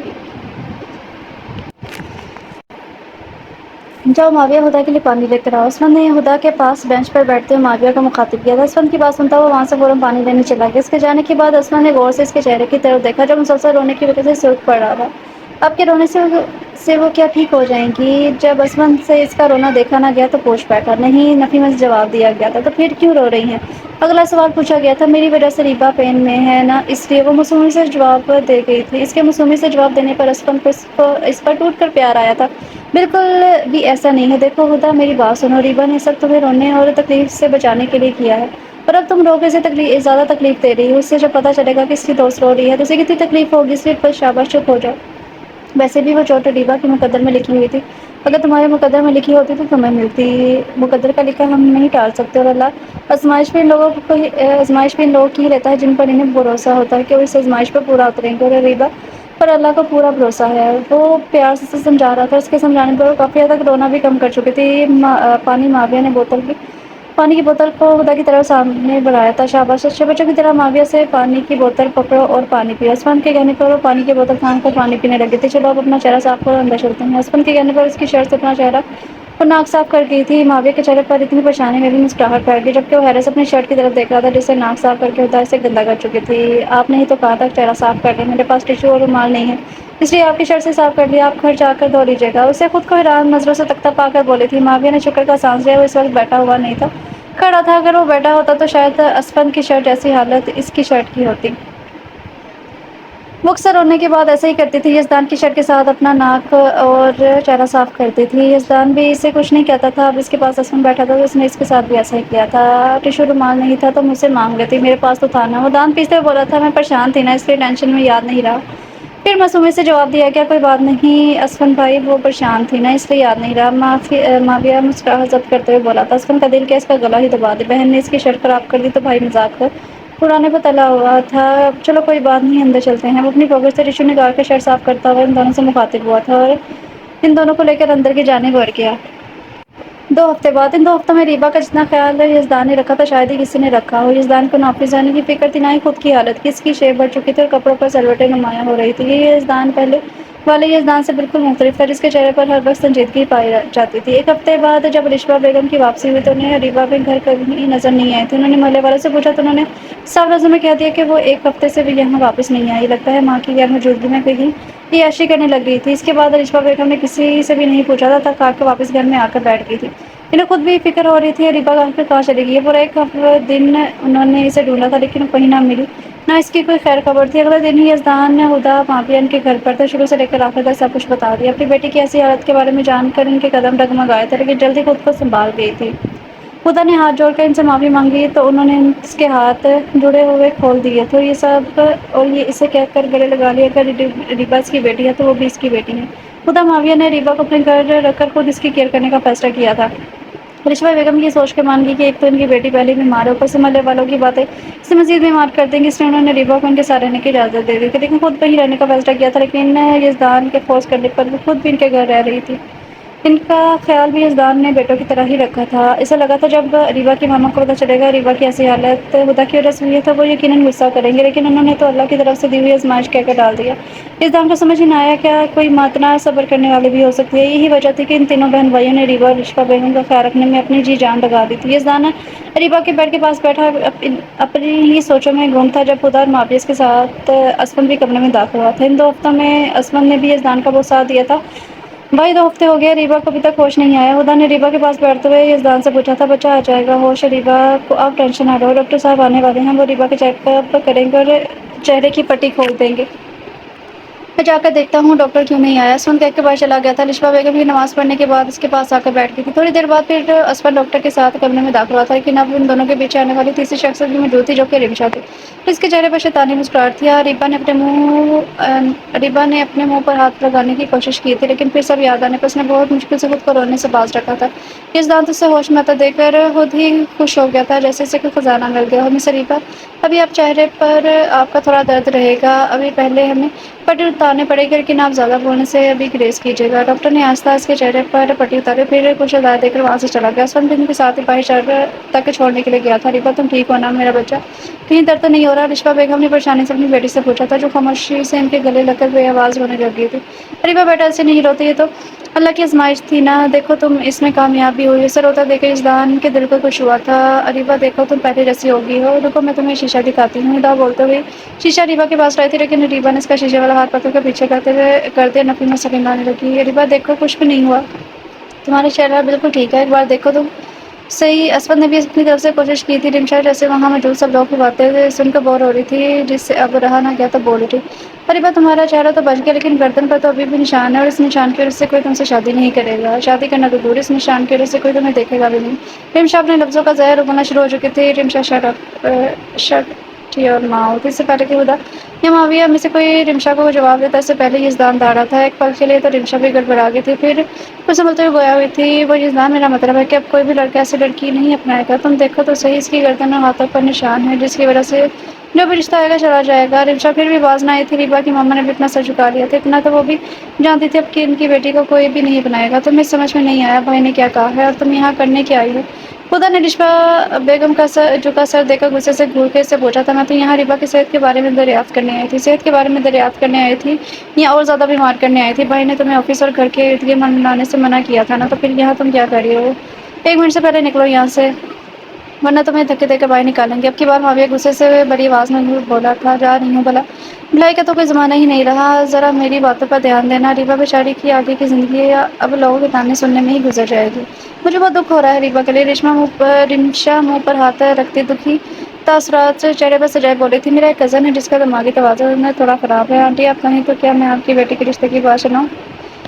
ان کی گردن جو اس کی نے گردن جھکائے بیٹھی لشبا کو مخاطب کیا تھا، جنہوں نے اس کی بات کا کوئی جواب نہیں دیا بلکہ ویسے ہی گردن جھکائے خاموشی سے بیٹھی رہی تھی۔ پاگل ہو گئی ہو کیا کر رہی ہو؟ مجھے چوٹ لگ جاتی تو اس سے پہلے کہ رمشا پھر سے اپنا منہ کھولتی کہ اس کے پاؤں کے پاس آ کر گرا تھا اور کچی کچی ہوا تھا، اور اگر تم ایک سیکنڈ بھی یہاں رکی تو اب کی بار گلاس زمین کے گرا تمہارے منہ پر ٹوٹے گا، اس لیے جلدی سے دفعہ ہو جاؤ یہاں سے۔ یزدان نے لال انگارے آنکھیں لیے اسے گھورا تھا جو اس کے چہرے پر غصہ دیکھ کر فوراً سے وہاں سے بھاگی تھی۔ ریبا تم اس چاہل کی باتوں پر دھیان مت دینا، اس کا دماغ خراب ہے، تم بالکل ٹھیک اور پہلے کی طرح پیاری ہو، بلکہ اب پہلے سے بھی زیادہ پیاری ہوگی۔ ادھر سے وہ کرتے ہوئے بولی تھی، مجھے شیشہ ملے گا اس وقت؟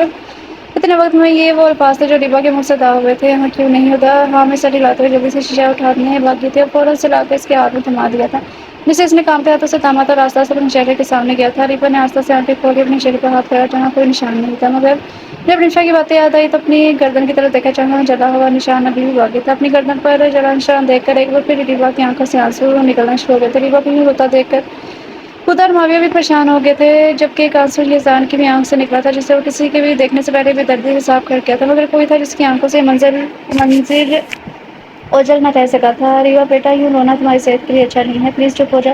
لشبا بیگم بیٹی کو روتے ہوئے دیکھ کر بولی تھی، وقت گزرنے کے ساتھ ساتھ انشاءاللہ یہ بھی ٹھیک ہو جائے گا، بس تم صبر رکھو۔ انہوں نے بیٹی کو سمجھایا تھا جس کے رونے میں بھی کوئی کمی نہیں آئی تھی۔ نہیں ماما، زخم تو بڑھ جائیں گے لیکن نشان رہ جائیں گے جو مجھے اس حادثے کی یاد دلائیں گے، اور لوگ بھی میرے نشان کو دیکھ کر کوئی موقع نہیں چھوڑیں گے۔ رمشا بالکل ٹھیک کہہ رہی ہے، مجھ سے کوئی بھی شادی نہیں کرے گا اور کوئی میرے ساتھ آپ کو بھی تانا دے گا۔ مجھے زندہ نہیں رہنا چاہیے تھا، آپ لوگوں نے مجھے مرنے دیا ہوتا تو ٹھیک تھا، کیوں بچایا آپ لوگوں نے مجھے؟ وہ ہاتھ میں پکڑا شیشہ زمین پر پھینکتے ہوئے چلائی تھی، شٹ اپ ریبا، تم اس رمشا کی باتوں کی سیریس لے رہی ہو جس کی نیچر کا تمہیں پتہ ہے۔ اس کی مرنے والی بات پر یزدان بھی بھڑک اٹھا تھا۔ ریلیکس یار، وہ بھی ایسی حالت میں نہیں ہے کہ اسے ڈانٹا جائے، اسے پیار سے سمجھائیں گے تو سمجھ آئے گی۔ اس نے اسے ریلیکس کیا جو اس کی بات پر ہاں میں سر ہلاتا خود کو نارمل کرنے لگا تھا۔ بیٹا ایسی مایوسی والی باتیں نہیں کرتے، اللہ اپنے بندوں کو کبھی بھی مایوس نہیں کرتا، تم صبر رکھو اور پھر دیکھنا اللہ تمہارے نصیب میں ایسے ہم سفر لکھے گا جو تمہاری صورت کی بجائے تمہاری سیرت دیکھے گا۔ لشبا بیگم نے اسے گلے لگاتے ہوئے پیار سے سمجھایا تھا، نہیں ماما، آج کل سب کو خوبصورت بیوی چاہیے ہوتی ہے، مجھے کوئی بھی نہیں اپنائے گا۔ وہ شاید ابھی بھی تک رمشا کی باتوں کے زیر اثر تھی۔ میں کروں نا تم سے شادی، تمہیں پریشان ہونے کی ضرورت نہیں ہے، تم اس وقت صرف اور صرف اپنی صحت پر توجہ دو۔ کمرے میں یزدان کی آواز گونجی تھی، خدا۔ معاویہ اسد کے چہرے پر مسکراہٹ پھیل گئی تھی، خوش تو لشبا بیگم بھی ہو گئی تھی، مجھے کسی کی ہمدردی نہیں چاہیے، اس نے ماں کے گلے لگے ہوئے جواب دیا تھا۔ تم صحیح کہہ رہی ہو ریبا، جو انسان کسی کو لفٹ نہیں دے سکتا وہ ہمدردی کیسے دے گا؟ اسفل نے اس کی ٹانگ کھینچی تھی، تم چپ رہو، یزدان نے گھورتے سے چپ رہنے کو بولا تھا۔ سچ ہمیشہ کڑوا ہی ہوتا ہے اور سچے انسان کو ہمیشہ ڈانٹ ٹپٹ کر چپ کروا دیا جاتا ہے۔ ریبا کے طنز پر یہاں موجود سب لوگوں کے چہروں پر مسکراہٹ پھیل گئی تھی کیونکہ ریبا واپس اپنی ٹون میں واپس آ رہی تھی۔ میری بات کا جواب نہیں دیا، وہ اس کے طنز کو اگنور کرتے ہوئے اسے پوچھنے لگا، میں نے پہلے کہا ہے مجھے کسی کی ہمدردی نہیں چاہیے، ہمدردی نہیں دکھا رہا، مجھے تم اچھی لگی ہو۔ وہ اسے ضد پر اڑے دیکھ کر بولا تھا، اچھی لگی ہوتی تو اتنی بددعائیں نہ دیتے، اور ویسے بھی آپ کی بددعا کی وجہ سے آج میں اس حال میں پہنچی ہوں۔ اب بھی طنز کرنے سے باز نہیں آئی تھی، تم شاید بھول رہی ہو مجھ سے زیادہ بددعائیں تم نے مجھے دی تھی جس نے بھی یاد دلایا تھا، لیکن کالی زبان تو آپ کی نکلی، بددعا تو آپ کی قبول ہوئی۔ وہاں موجود سب لوگ ان کی لڑائی انجوائے کر رہے تھے، دیکھو رات کی بات کی وہ سب بھول جائے، اب ایک نئی زندگی کی شروعات کرتے ہیں۔ تم اپنا ہاتھ مجھے اپنا ہاتھ تھامنے دو، زندگی بھر نہ کوئی تکلیف دوں گا نہ ہی رونے دوں گا۔ یزدان نے ایک بار پھر اسے منانا چاہا تھا، ماما مجھے اپنے گھر جانا ہے، وہ اس کی باتوں کو اگنور کرتی ہے لشبا بیگم سے مخاطب ہوئی تھی، ابھی تم صحیح سے ٹھیک نہیں ہوئی، یہیں رہ لو۔ خدا نے جلدی سے کہا تھا، نہیں خدا، میں اپنے گھر جانا چاہتی ہوں، پتہ نہیں کب سے یہیں پڑی ہوئی ہوں، پہلے تو بے ہوش تھی تو ٹھیک تھا لیکن اب ہوش آ گیا تو کہیں کچھ چوری نہ کر لوں تمہارے بھائی کا۔ وہ پھر سے طنز کرنے سے باز نہ آئی تھی۔ یزدان نے بھی نرمی میں سر ہلایا تھا، یہ کبھی نہیں سدھر سکتی، ٹھیک ہے آپ لوگ پیکنگ کر لیں، میں آپ لوگوں کو گھر چھوڑ دیتا ہوں، میں نے کہہ کر موبائل پر کچھ ٹائپ کرتے وہاں سے نکل گیا تھا۔ اسفل بھی اس کے پیچھے پیچھے چلا گیا اور معاویہ پیکنگ کرنے میں لشبا بیگم کی مدد کرنے لگی۔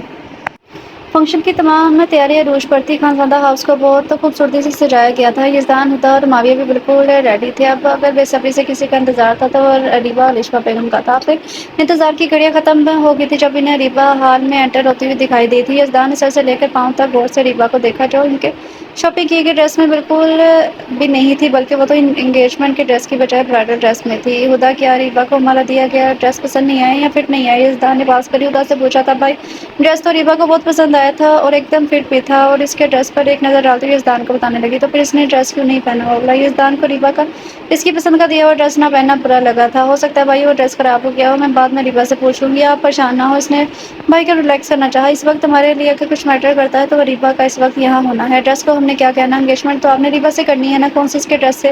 ماوی نے ماحول کو ہلکا پھلکا کرنا چاہتا ہوں، تم ٹھیک کہہ رہے ہو، مجھے ریبا سے مطلب ہونا چاہیے نہ کہ اس ڈریس سے۔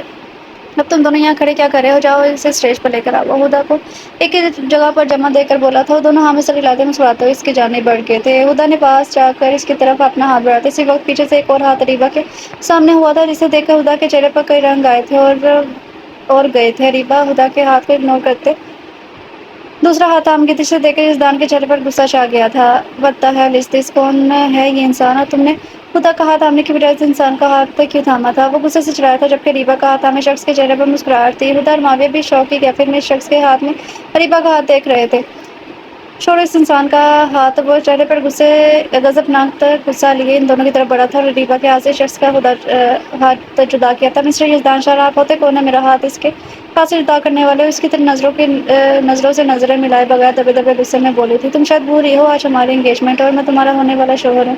یزدان نے اسے آج کے ہونے والے فنکشن کے بارے میں یاد دلایا تھا۔ مسٹر یزدان، میرے ہونے والے شوہر آپ نہیں بلکہ بہروز ہیں، اور آج میری انگیجمنٹ نہیں نکاح ہے۔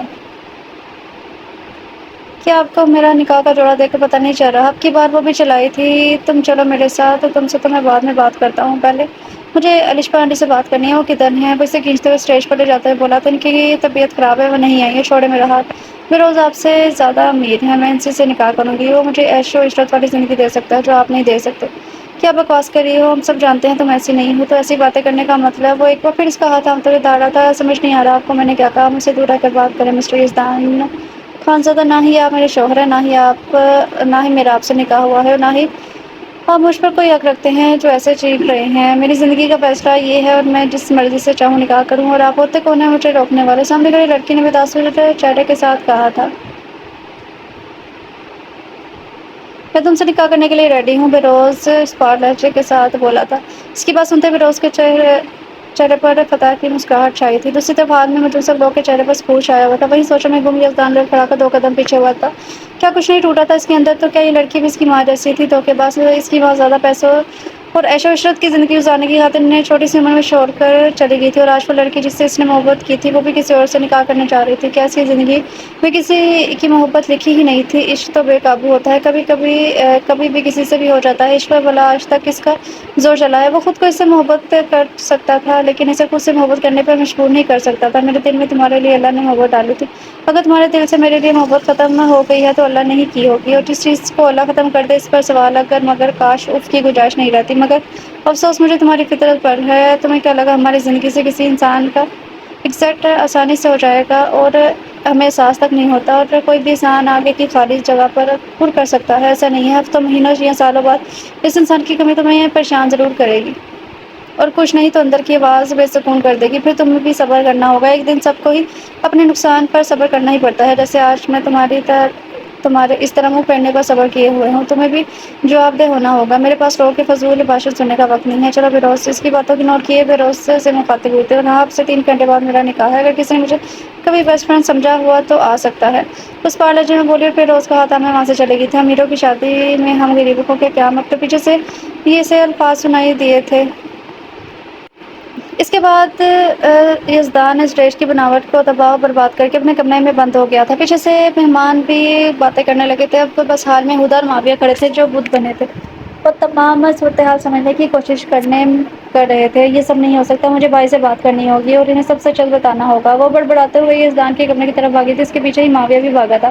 بھائی اوپن دا ڈور! وہ بند دروازے کو کھٹکھٹاتے ہوئے چلائی تھی، بھائی پلیز اوپن دا ڈور! اس نے اندر سے چیزوں کے ٹوٹنے کی آوازیں سن کر ایک بار پھر سے یزدان سے دروازہ کھولنے کی منت کی تھی۔ بچہ مجھے اس وقت کسی سے بھی کوئی بات نہیں کرنی، تم یہاں سے چلے جاؤ۔ وہ اتنے غصے میں بھی اپنا لہجہ نارمل رکھتے ہوئے تھا، بھائی مجھے آپ سے ریبا کے متعلق بہت ضروری بات کرنی ہے، پلیز ایک دفعہ میری بات سن لے۔ اس نے اب روتے ہوئے منت کی تھی، مجھے اس لڑکی کے بارے میں کوئی بات نہیں کرنی، جاؤ اپنے کمرے میں۔ ایک بار پھر سے ریبا کا نام سن کر اس کا فون کھول اٹھا تھا۔ ماویہ جو کب سے پیچھے کھڑا تھا آوازیں دیتا دیکھ رہا تھا اسے، وہ بازو سے پکڑ کر تھوڑا فاسٹر پہلے جا چکا تھا۔ یہ کیا بدتمیزی ہے معاویہ، تمہیں دکھائی نہیں دے رہا مجھے بھائی سے بات کرنی ہے، تم مجھے یہاں کھینچ کے لائے ہو؟ اس نے اپنا بازو چڑھاتے ہوئے چلائی تھی۔ بھائی ایسے دروازہ نہیں کھولیں گے، میرے پاس ایک پلان ہے۔ اس کی بات کو اگنور کیے بولا تھا، جلدی بتاؤ کیسا پلان؟ اس نے متجسس نظروں سے معاویہ کو دیکھا تھا۔ تمہیں چوٹ لگنے کی ایکٹنگ کرنی ہے، زور زور سے روتے ہوئے چلانا ہے، بھائی کو آواز دو اور دروازہ کھولنے کی کوشش کروں گا، ٹھیک ہے؟ اس کی بات پر ہاں میں سر ہلاتی پلان پر عمل کرنے لگی۔ ہاں معاویہ پلیز ڈاکٹر کو بلائیں، مجھے بہت پین ہو رہا ہے۔ وہ ڈاکٹر رونے کے ساتھ سلسر معاویہ کو ڈاکٹر کو بلانے کا کہہ رہی تھی۔ بھائی پلیز دروازہ کھولو، ہدا گر گئی ہے، اسے بہت بری طرح چوٹ آئی ہے۔ معاویہ نے پریشانی سے ایکٹنگ کرتے ہوئے کہا تھا۔ دروازہ بجانے لگا، یزدان کو آواز لگانی شروع کی تھی، کہاں ہے ہدا، کیا ہوا ہے اسے، زیادہ چوٹ تو نہیں آئی نا؟ وہ کمرے کا دروازہ کھولتے باہر آیا تھا اور ادھر ادھر سر کو گھماتے ہوئے معاویہ سے پوچھنے لگا۔ اس کو دروازہ کھولتا باہر آتا دیکھ دونوں بھائی جلدی سے اس سے لپٹ گئے تھے۔ تم دونوں نے مجھ سے جھوٹ بولا؟ وہ ہدا کو صحیح سلامت دیکھ کے اس سے پوچھنے لگا تھا۔ ان سب چیزوں کا وقت نہیں ہے بھائی، ابھی بھائی پلیز ریبا کو روک لے۔ ہدا نے بھائی سے التجا کی تھی۔ نہیں میں اسے نہیں روکوں گا، وہ یہ سب اپنی مرضی سے کر رہی ہے۔ نہیں بھائی وہ یہ سب اپنی مرضی سے نہیں کر رہی بلکہ لشپا آنٹی کی جان بچانے کے لیے کر رہی ہے، بٹ تمہارا دماغ تو خراب نہیں ہو گیا؟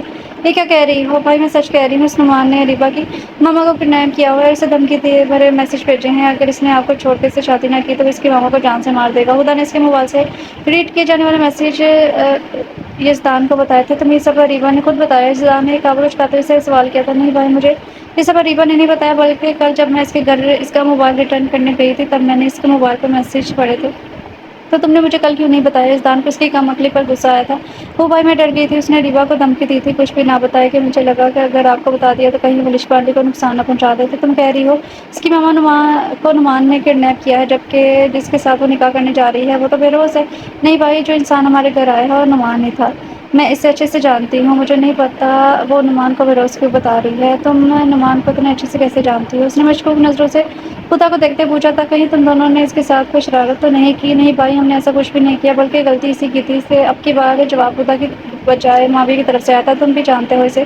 یزدان کے کہنے پر اس نے سر ہاں میں ہلایا تھا۔ مجھے سب کچھ ٹھیک سے بتاؤ دونوں، یزدان نے ان دونوں کو گھورتے ہوئے پوچھا تھا۔ بھائی میں بتاتا ہوں، معاویہ نے ہدا کو آنکھوں کے اشارے سے چپ رہنے کو کہا تھا اور خود یزدان کو بتانا شروع کیا۔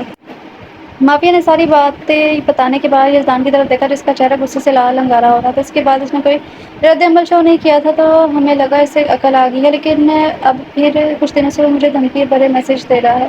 معاویہ نے اپنی بات مکمل کی تو ہدا بتانا شروع ہوئی تھی۔ تو تم دونوں کو مجھے بتانا چاہیے تھا نا، یا نہیں؟ یزدان نے ان دونوں کو گھورا تھا۔ بھائی اس نے دھمکی دی تھی کہ اگر ہم نے آپ کو کچھ بھی بتایا تو وہ آپ کو مار ڈالیں گے۔ وہ روتے ہوئے بولی تھی چلو کوئی بات نہیں بچہ، تم رونا بند کرو۔ وہ اپنی بہن کی آنکھوں میں آنسو دیکھ چکا تھا۔ بھائی پلیز رشپا آنٹی کو بچا لے اور ریبا کا اس نعمان کے ساتھ نکاح بھی روک دے۔ تم ٹینشن نہ لو بچہ، ایسا ہی ہوگا۔ اس نعمان کی ہمت کیسے ہوئی؟ اس نے 2 دفعہ میری عزتوں کو ہاتھ ڈالنے کی کوشش کی ہے، اسے تو میں نہیں چھوڑوں گا۔ وہ غصے سے بھنکا رہا تھا۔ بچہ تمہیں کچھ آئیڈیا ہے نعمان رشپا آنٹی کو کڈنیپ کر کے کہاں رکھ سکتا ہے؟ یزدان نے ہدا سے پوچھا تھا۔ بھائی میں نے ریبا کے موبائل میں رشپا آنٹی کی جو ویڈیو دیکھی تھی، اس میں پیچھے سے ٹریفک کا وہ شور تھا اور اذان کی آوازیں بھی آ رہی تھی۔ خدا نے سب کچھ یاد کرتے ہوئے بتایا تھا۔ میں سمجھ گیا لشپا آنٹی کہاں ہو سکتی ہیں۔ تم دونوں جلدی سے ریبا کے پاس جاؤ، اسے تمہاری ضرورت نہ ہو۔ میں اسپن کے ساتھ لشپا آنٹی کو لینے جا رہا ہوں، میں بھی تم لوگوں کو وہیں ملوں گا۔ میرے بس آنے تک نکاح کو نہیں ہونا چاہیے۔ تم دونوں اپنا خیال رکھنا، خاص طور پر ہدا تم۔ وہ ان دونوں کو ہدایت دیتا گاڑی کی کیز اٹھاتا جلدی سے باہر بھاگا تھا۔ چلو مولوی صاحب آگے ہیں، عزت سے قبول ہے کہہ دے رہا ہوں، اگر کوئی ہوشیاری دکھانے کی کوشش کی تو اس کی ذمہ دار تم خود ہوگی۔ اس کے پاس آتے ہوئے اسے بازو سے پکڑ کر اپنے ساتھ گھسیٹتے ہوئے دھمکی دینے لگا تھا۔ میں کچھ بھی نہیں کروں گی، پھر تم بس میری ماما کو کچھ نہ کرنا۔ وہ آنکھوں میں نمی لیے اسے دیکھتے ہوئے کہنے لگی تھی گڈ بیٹر فار یو۔ وہ اسے صوفے پر بٹھا کر خود اس کے سامنے والے صوفے پر برجمان ہو گیا تھا۔ یار معاویہ ابھی تک بھائی نہیں پہنچے، کیوں نہیں کہیں اس کلموہی کے ساتھ ریبا کا نکاح ہی نہ ہو جائے۔ وہ پریشانی سے سب تیاریاں دیکھتی ہوئی معاویہ سے مخاطب ہوئی تھی۔ بندے کی شکل اچھی نہ ہو تو باتیں اچھی کر لے، معاویہ نے اسے ڈپٹا تھا۔ مولوی صاحب شروع کرے، اس نے ہاتھ کے اشارے سے مولوی صاحب کو نکاح شروع کرنے کا بولا تھا۔ ریبا عزیز ولد عزیز، آپ کا نکاح بےروز ملک ولد اجمل ملک سے سکہ راج الفلک 50 لاکھ حق مہر طے پایا جاتا ہے۔ کیا آپ کو یہ نکاح قبول ہے؟ قبول نہیں ہے؟ حال میں یزدان کی آواز گونجی تھی، اس کے پیچھے ہی حال میں لشوا بیگم اور اسلم بھی داخل ہوئے تھے۔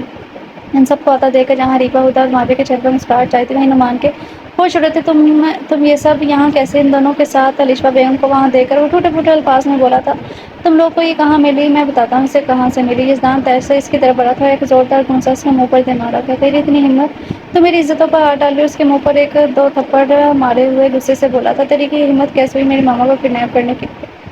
ریبا اپنی ہائی ہیل اتار کے اس کی کمر پر مارتے چیخی تھی، پارٹنر ساری واہ واہ ریبا ہی نہ لے جائے، ہمیں بھی کچھ کرنا چاہیے۔ مافیا نے ریبا کو اسے مارتے ہوئے دیکھ کر ریبا کے کان میں سرگوشی کی تھی، کہہ تو ٹھیک رہے ہو لیکن میرے پاس ہائی ہیل نہیں ہے، میں نے تو بند شوز پہن رکھے ہیں۔ کوئی بات نہیں، میرے بھی تو بند ہی شوز ہے، اس سے شروع ہو جاتے ہیں۔ اور دونوں بھی ریبا کے ساتھ جا کے اس پر جوتوں کی برسات کرنے لگے تھے۔ بس بہت ہو گیا، چھوڑو اسے۔ جب کافی دیر وہ اس پر جوتوں کی برسات کرتے رہے تو یزدان نے آگے بڑھ کر انہیں روکا تھا۔ پہلے تو ٹرویا بنی ہوئی تھی، تب کہاں تھی تمہاری بہادری؟ یزدان نے اس پر طنز کیا تھا۔ اب بتا، تو نے یہ سب کیوں کیا؟ ہدا کے ساتھ تو تیری دشمنی تھی، پھر تو نے ریبا سے کس چیز کا بدلہ لیا؟ اپنا اصل نام بھی بتاؤ، یہ بھی بتا رمشا کے ساتھ تیرا کیا رشتہ ہے؟ اسے کالر سے پکڑ کر سیدھا کرتے ہوئے پوچھنے لگا، تو تمہیں ایسا کیوں لگ رہا ہے کہ تمہیں سب بتاؤں گا؟ اور اتنی مار کھانے کے باوجود بھی پٹائی سے بولا تھا بتانا تو پڑے گا ورنہ یہ گولی تیرے سینے کے آر پار کر دوں گا۔ اسفل نے آگے بڑھ کر بندوق اس کے سینے سے پر تانی تھی۔ اب بتا سب۔ یزدان اس کے بالوں کو کھینچتے ہوئے بولا تھا، بتاتا ہوں، میرا اصلی نام نعمان نہیں بہروز ہے، اور یہ سب میں نے رمشا کے کہنے پر کیا تھا۔ آج سے 2 سال پہلے میری رمشا کے ساتھ شادی ہوئی تھی۔ ہم تمہاری طرح امیر نہیں تھے، پھر تمہارے ساتھ رہتے، تمہارے آفس میں کام کرتے، رمشا کے اندر بھی امیر بننے کی چاہ پیدا ہوئی۔ پھر ہم دونوں نے مل کر تمہاری پراپرٹی ہڑپنے کے بارے میں سوچا، لیکن ان سب میں اگر ہمارے سامنے کوئی سب سے بڑی رکاوٹ تھی تو وہ تھی ہدا، جو رمشا کو بالکل بھی پسند نہیں کرتی تھی۔ اوپر سے تم بھی اس کی ہر بات مانتے تھے، تو ہم نے سوچا کیوں نہ اسے راستے سے ہٹا دیا جائے۔ ہم دونوں نے پلان بنایا تھا کہ اپنا نام چینج کر کے کالج جاؤں گا، ہدا کو محبت کے جال میں پھنساؤں گا اور اسے تم سے دور لے کر جاؤں گا، پھر رمشا اپنا کام آسانی سے کر لے گی۔ لیکن وہ اتنا بھی آسان نہیں تھا۔ مافیا ہر وقت جن کی طرح اس کے ساتھ رہتا تھا۔ پھر ایک دن میں نے ان دونوں کو اسائنمنٹ کے لیے لڑتا دیکھ کر اسے اپنے ساتھ ایک رات تیری ہمت بھی کیسے ہوئی خدا سے سب بکواس کرنے کی؟ اس بندوقی بیگ کے سائڈ پر مارتے، اس کے پیڑ میں مارتے ہوئے غصے سے چیخا تھا۔ اس کے بعد تم نے سوچا کیوں نہ ہدا سے بدلہ لیا جائے؟ پہلے تم نے اس کا ایکسیڈنٹ کروانے کی کوشش کی اور تمہاری وہ کوشش ریبا نے ناکام بنا دی۔ جب تمہارا پلان کامیاب نہ ہوا، تم نے اس کے چہرے پر ایسڈ گرانے سے جلانے کی کوشش کی، پھر تمہاری وہ کوشش بھی ریبا نے ناکام بنا دی۔ 2 دفعہ ریبا کا ہدا کی جان بچانا تمہیں یہ بات بتا گیا تھا کہ ان دونوں کی دوستی بہت گہری ہے۔ پھر تم نے ریبا کے ذریعے ہدا سے بدلہ لینے کا سوچا، رائٹ؟ اسفن نے کڑی سے کڑی ملاتے ہوئے ایک بار پھر اس کے پیڑ میں لات مارتے پوچھا تھا، جس پر حامد سے ڈلا گیا تھا، تمہیں تو اب مجھ سے کوئی نہیں بچا سکتا۔ جیل میں لے جا کر تمہاری ایسی خدمت کروں گا جو تمہاری بیوی نے کبھی نہیں دیکھی ہوگی۔ لے جاؤ اسے اور دھیان رکھنا یہ بھاگنے نہ پائے۔ اسفن نے اسے پیچھے کھڑے کانسٹیبل کی طرف دھکا دیتے ہوئے انہیں ہدایت دی تھی، رمشا چھوڑے گی نہیں تم سب کو، یاد رکھنا۔ وہ جاتے ہوئے بھی انہیں دھمکی دینا نہ بولا تھا، تم ٹینشن نہ لو، کچھ دنوں تک تمہاری بیوی کو بھی تمہاری بازو میں لے کر آؤں گا۔ اسفن نے اس پر طنز کیا تھا، اگر یہ سب آپ نے اپنے بھائی کو پہلے ہی بتا دیا ہوتا تو انسان اتنا سب کچھ نہ کرتا۔ اسفن نے ہدا کو گھورتے ہوئے کہا تھا، جب پولیس خود کچھ نہیں کر پاتی تو سارا الزام ہم جیسے عام شہری پر لگا دیتی ہے۔ وہ کہاں کسی کی سننے والی تھی، فوراً سے جواب آیا تھا، ہاں اسفن بھائی کی میٹھی میٹھی ہو گئی۔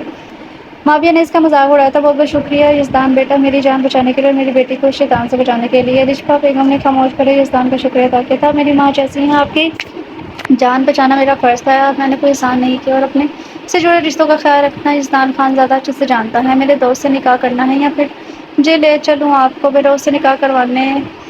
اسفن مسکراہٹ ضبط کرتے ہوئے سے پوچھنے لگا تھا، آپ کے دوست سے کرنا ہے؟ ہلکی آواز میں من بڑائی تھی، چلے پھر مولوی صاحب نکاح شروع کرے۔ رشفا بیگم نے ریبا کو، جبکہ اسفن نے یزدان کو پکڑ کر صوفے پر بٹھایا تھا، ریبا عزیز آپ کا نکاح یزدان خان زادہ سے سکہ راج الوقت 50 لاکھ حق مہر طے پایا گیا ہے، کیا آپ کو قبول ہے؟ قبول ہے، قبول ہے، ریبا کے 3 دفعہ قبول ہے کہتے ہی مولوی صاحب نے وہ کلمہ زہر یزدان کے سامنے بھی دہرایا تھا، جس نے ریبا کے کانپتے وجود کو دیکھ کر مسکراتے ہوئے 3 دفعہ قبول ہے بولا تھا۔ نکاح کے بعد مبارکباد کا سلسلہ شروع ہوا تھا، سب نے ایک دوسرے کو مبارکباد دی۔ وہاں پر مجھے سب کے چہروں پر خوشی تھی، سب سے زیادہ خدا خوش تھی جس کے پاس اس کی دوست ہمیشہ کے لیے آ رہی تھی، لیکن وہ یہ بات بھول گئی تھی وہ خود ہی اپنی دوست کو چھوڑ جائے گی۔ مبارکباد کا سلسلہ ختم ہوا تو ہدا اور ماویہ نے رخصتی کا شور مچا دیا تھا۔ اسفن بھائی بند کر قرآن کے سائے میں سے رخصت کیا تھا۔ رخصتی کے بعد وہ رشفا بیگم کے گلے لگ کر خوب روئی تھی۔ یزدان پہلے ہی ڈرائیونگ سیٹ پر بیٹھ چکا تھا، ہدا اور ماویہ بھی اسے پکڑ کر گاڑی میں بٹھا کر اس کے ساتھ ہی بیٹھ چکے تھے، جبکہ اسفن گاڑی کا فرنٹ ڈور کھولتے فرنٹ سیٹ پر بیٹھ چکا تھا۔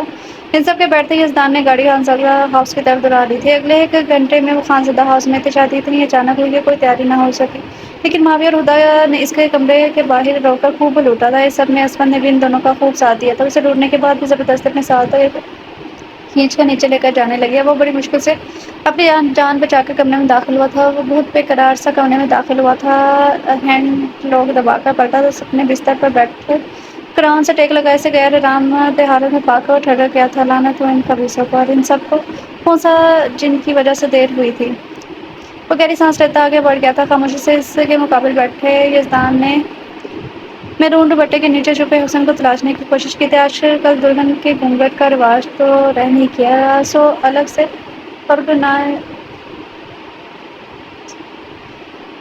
سے دوپٹہ اوڑھ کر چہرے پر کھینچا گیا تھا جو واقعی بہت خوبصورت لگ رہا تھا۔ اب پتہ نہیں یہ اس کی پرشوق نگاہوں کی تپش کا اثر تھا یا کوئی اور احساس۔ طریبہ نے نیند سے بوجھل آنکھیں کھولی تو غیر متوقع طور پر یزدان کو پوری طرح اپنی طرف متوجہ پا کر ساری نیند اڑن چھو ہوئی تھی۔ وہ ہڑبڑا کر سیدھی ہوئی تھی، گھبراہٹ اس قدر شدید تھی کہ دل، ہاتھوں پیر میں دھڑکتا ہوا محسوس ہوا تھا۔ سوری، مجھے کافی دیر ہو گئی ہے، مگر اس میں میرا کوئی قصور نہیں ہے۔ وہ سب اس قدر خبیث اٹھنے ہی نہیں دے رہے تھے، مجھے خاموش بیٹھنا۔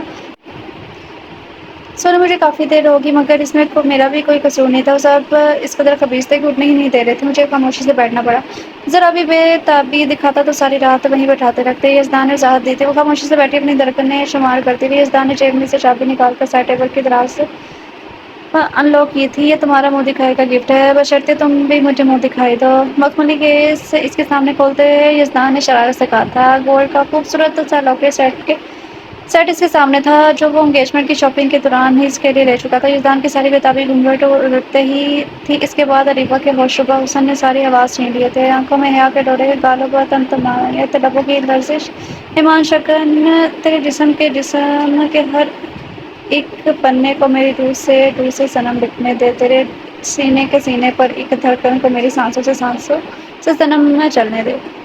گولڈ کی بھاری چین میں سجے خوبصورت لاکٹ کو اس کی گردن کے زینے بناتے ہوئے وہ جذبات سے چور لہجے میں بولتا۔ اریبہ کو ہر طرف چھایا ہوا محسوس ہوا تھا۔ اداب اس کا ہاتھ تھام کر ہونٹوں سے چرتے ہوئے وہ شرارت سے مسکرایا تھا، پھر اسے کسمسا کر خود میں سمیٹتے دیکھ کر آہستگی سے ہنس پڑا تھا۔ یزدان اسے دھیرے سے پیچھے کر کے اس کے چہرے پر جھک کر اس کے نشیرے لبوں پر اپنے عشق کی چاپ چھوڑ دی تھی۔ اس کی ابھرتی سانسوں کو محسوس کرتے اس کے لبوں کو آزادی بخش کر وہ پیچھے ہٹتا اس کی گردن میں اپنا چہرہ جھکا گیا تھا۔ اس کے بدن سے اڑتی بھینی بھینی خوشبو کو گہری سانسوں کے ذریعے خود میں اتارنے لگا تھا۔ اس کی گرم سانسیں اپنی گردن پر محسوس کرتے اریبہ کا جسم سنسنانے لگا تھا۔ یہ آپ کیسے چھچوری حرکتیں کر رہے ہیں؟ وہ اپنی اٹکتی سانسوں کے بیچ سے ٹوٹے پھوٹے الفاظ میں بولی تھی۔ پہلے تو آپ اتنے چھچورے نہیں تھے۔ وہ اس کے ہونٹوں کا لمس اپنی گردن پر محسوس کرتے ہوئے گویا ہوئی تھی۔ تم مجھے یہ بتاؤ، مجھے جھوٹ کیوں بولا؟ سچ کیوں نہیں بتایا؟ اگر مجھے پتہ لگنے میں دیر ہو جاتی تو؟ وہ سوال کر کے جواب دینے کا کوئی بھی موقع دیے بغیر ایک بار پھر شدت سے اس کے ہونٹوں پر جھکا تھا اور اپنا سارا غصہ نکالنے لگا۔ اس نے دھمکی دی تھی، وہ اپنے ہونٹوں کی آزادی بخشنے پر منمنائی تھی۔ میری دھمکیوں سے تو کبھی نہیں ڈری۔ اس کے چہرے کے بکھرے بالوں کو پیچھے کرتے ہوئے پوچھنے لگا تھا۔ آپ بھی کوئی ڈرنے والی چیز ہیں جو آپ کی دھمکیوں سے ڈری؟ اس کے جواب میں یزدان نے آئی برو جھکا کر اس کی طرف دیکھا تھا جیسے پوچھنا چاہ رہا ہو، ریلی؟ اب دور ہٹے مجھ سے ورنہ میں یہ چاقو آپ کو مار دوں گی۔ وہ اچانک سے تکیے کے نیچے سے چاقو نکالتے ہوئے دمکانے کے لیے بولی تھی جو خدا نے اسے تب دیا تھا جب اسے روم میں بٹھا کر گئی تھی۔ اس نے ہوتا کو مسکے لگا کے چاقو لے لیا تھا۔ اس کا کہنا تھا کہ سچ چھپانے پر یزدان نے اسے کچھ کہا تو یہ اس کی حفاظت کرے گا، لیکن اب وہ اس کی چھچوری حرکتوں سے بچنے کے لیے اس کا استعمال کر رہی تھی۔ اس کی دھمکی بھرے انداز اور چاقو لے کر کپ کپاتے ہاتھوں کو دیکھ کر اس کے چہرے پر دلکش سی مسکراہٹ چھائی تھی۔ اس کا حسین آتشی روپ اور دھمکی بھرا معصوم سا انداز ایک بار پھر سے اس کے جذبات کو پوری طرح سے بھڑکا گیا تھا۔ یہ کیا کر رہے ہیں آپ؟ وہ اچانک چاقو کے ہاتھ سے تھام کر اس کی گردن پر رکھ گیا تھا۔ اب تم نے ذرا سا بھی ہل کر میرے کام میں مداخلت کی تو میں اس چاقو سے تمہاری گردن تمہارے سر سے ادا کر دوں گا۔ اس نے اسے دھمکایا تھا۔ اپنی گردن پر چاقو اور یزدان کو اپنے اتنے قریب دیکھ کر اس کے پورے جسم میں سنسناہٹ دوڑ گئی تھی۔ وہ جو اپنی گردن پر موجود چاقو کو ہی دیکھ رہی تھی، اب اس نے نظر اٹھا کر یزدان کی طرف دیکھا جو ہکا بکا سا لگ رہا تھا۔ اس کی نظروں میں اس کے لیے خمار ہی خمار تھا۔ اس کی نظروں کی تاب نہ لاتے ہوئے اپنا چہرہ موڑ گئی تھی۔ یزدان کو اس کی یہ حرکت پسند نہیں آئی تھی، اس لیے ایک بار پھر سے اس کا چہرہ سیدھا کیے اس کے ہونٹوں پر جھکا اپنی تشنگی مٹانے لگا۔ وہ مزاحمت کرنا چاہتی تھی لیکن اس کے ہاتھ میں موجود چاقو دیکھ کر کوئی مزاحمت نہیں کر پائی۔ وہ چاقو اس کی گردن سے ہٹا چکا تھا لیکن اس کے ہاتھ میں ابھی بھی موجود تھا۔ اس کے انداز میں اتنی شدت تھی کہ اریبہ نے اس کے سینے پر ہاتھ رکھ کے اسے خود سے دور کرنا چاہا، لیکن وہ تو پوری طرح سے مدہوش ہو چکا تھا، جیسے اس سے زیادہ ضروری کام دنیا میں کوئی اور نہ ہو۔ تمہیں سمجھ نہیں آ رہا، میں نے کہا کہ ڈونٹ ڈسٹرب می۔ وہ چاقو دور اچھالتے ہوئے اس کے ہاتھوں کو اپنے شکنجے میں لے چکا تھا۔ اس کے سرخ ہونٹوں سے گردن تک کا سفر بھی جلدی پورا کر چکا تھا۔ وہ اس کے ہاتھوں کے ساتھ ساتھ اس کے پیروں کو بھی اپنے شکنجے میں لے چکا تھا۔ اس کی تمام تر مزاحمتیں دم توڑ چکی تھی۔ آج وہ اس کے جسم کے ساتھ ساتھ اس کی روح پر بھی قابض ہونا چاہتا تھا تاکہ کل کو پھر بروز تیسرا شخص ان دونوں کے بیچ نہ آ سکے۔ وہ بالوں سے پکڑ کے اس کا چہرہ اونچا کیے اس کے ہونٹوں پر جھکا، ساتھ ہی اس کے بلاؤز کی ڈوریاں بھی کھولنے لگا۔ وہ ساری رات اسی پر کسی سائے کی طرح جھکا ساری حدیں پار کرتا گیا تھا۔ اس دوران اس نے کوئی بھی مزاحمت نہیں کی تھی۔ اس کا شوہر تھا، اسے ساری زندگی اس کے ساتھ ہی گزارنی تھی، تو پھر وہ کیوں اپنے شوہر کو اس کے حقوق سے روکتی اور اپنے اللہ کو ناراض کرتی۔ اگر وہ کوئی مزاحمت کرتی تو یہ سب یزدان کے لیے بھی اتنا آسان نہ ہوتا۔ وہ زبردستی کرنے کا قائل ہرگز نہیں تھا۔ وہ ریبا کو اپنی روح سے بھی قریب تر کرنا چاہتا تھا تاکہ کوئی تیسرا کبھی ان کے بیچ نہ آ سکے۔ ان کا رشتہ مکمل طور پر مضبوط ہو چکا تھا۔ یزدان نے اسے اپنی محبت کی بارش میں بھگونے کے بعد اسے تھوڑی دیر پہلے ہی چھوڑا تھا اور اب وہ اس کے سینے سے لگی سکون سے سو رہی تھی، جبکہ وہ اب بھی غور سے اس کے چہرے کی طرف دیکھ رہا تھا۔ اس نے سوچ کر لیا تھا کہ کسی ایسی لڑکی سے شادی کرے گا جو آفس کی دنیا سے بہت دور ہوگی۔ آفس لائف سے اس کا کوئی لینا دینا نہیں ہوگا، لیکن عشق تو بے قابو ہوتا ہے۔ بھلا عشق پر کبھی کسی کا زور چلا ہے؟ اور پھر جس طرح سے ان دونوں کی پہلی ملاقات ہوئی تھی، یزدان نے کبھی سوچا نہ تھا یہ وہی لڑکی ہوگی جس سے یزدان خان زادہ کو عشق کی انتہا تک محبت ہو جائے گی۔ وہ لڑکی اس کی ہمسفر بنے گی۔ پہلی ملاقات کو یاد کر کے یزدان کے چہرے پر دل فریب سے مسکراہٹ چھائی تھی اور پھر وہ نرمی سے اس کے ہونٹوں کو چھوتا خود بھی گہری نیند میں اترتا چلا گیا تھا۔ بتاؤ ابھی کیوں منہ پھلائے بیٹھے ہو؟ کیا تمہیں اس رشتے سے کوئی اعتراض ہے؟ یزدان نے اس سے اس کی خاموشی کی وجہ پوچھی تھی۔ میں کچھ سوچ رہا تھا اور ایک چیز مجھے بڑی پریشان کر رہی ہے۔ اس نے ہونٹوں پر انگلی جمائے سوچنے والے انداز میں جواب دیا تھا۔ کیا چیز پریشان کر رہی ہے تمہیں؟ اس نے بھی پریشانی سے پوچھا تھا۔ یہی کہ یہ چڑیل اب ساری زندگی شادی کے بعد یہیں رہ کر ہمارے سینے پر مونگ ڈالے گی۔ وہ بتاتے ساتھ ہی اٹھ کر بھاگا تھا کیونکہ وہ خدا کا جوتے کی طرف جاتا ہاتھ دیکھ چکا تھا۔ رکو منحوس انسان، میں تمہیں بتاتی ہوں۔ وہ جوتا لے کر ماویہ کے پیچھے بھاگ رہی تھی، جبکہ ماویہ اپنی جان بچانے کے لیے کسی کے پیچھے چھپتا، کبھی کسی کے پیچھے۔ ظالم عورت، یہ کیا کیا؟ اسون نے اپنا کندھا سلاتے ہوئے سے پوچھا تھا۔ ماویہ جو چھپنے کے چکر میں اسون کے پیچھے جا کر کھڑا ہو گیا تھا۔ خدا نے اسی وقت جوتا پھینک کر اس کا نشانہ لیا تھا جو اس کے سامنے کھڑے اسون کے کندھے پر جا لگا تھا۔ تھینک یو اسون بھائی، آج آپ نے بھائی ہونے کا حق ادا کیا، بلکہ ایک ظالم عورت سے مجھے معصوم کی جان بچا کر ایک پولیس آفیسر کا کام بھی بخوبی سر انجام دیا ہے۔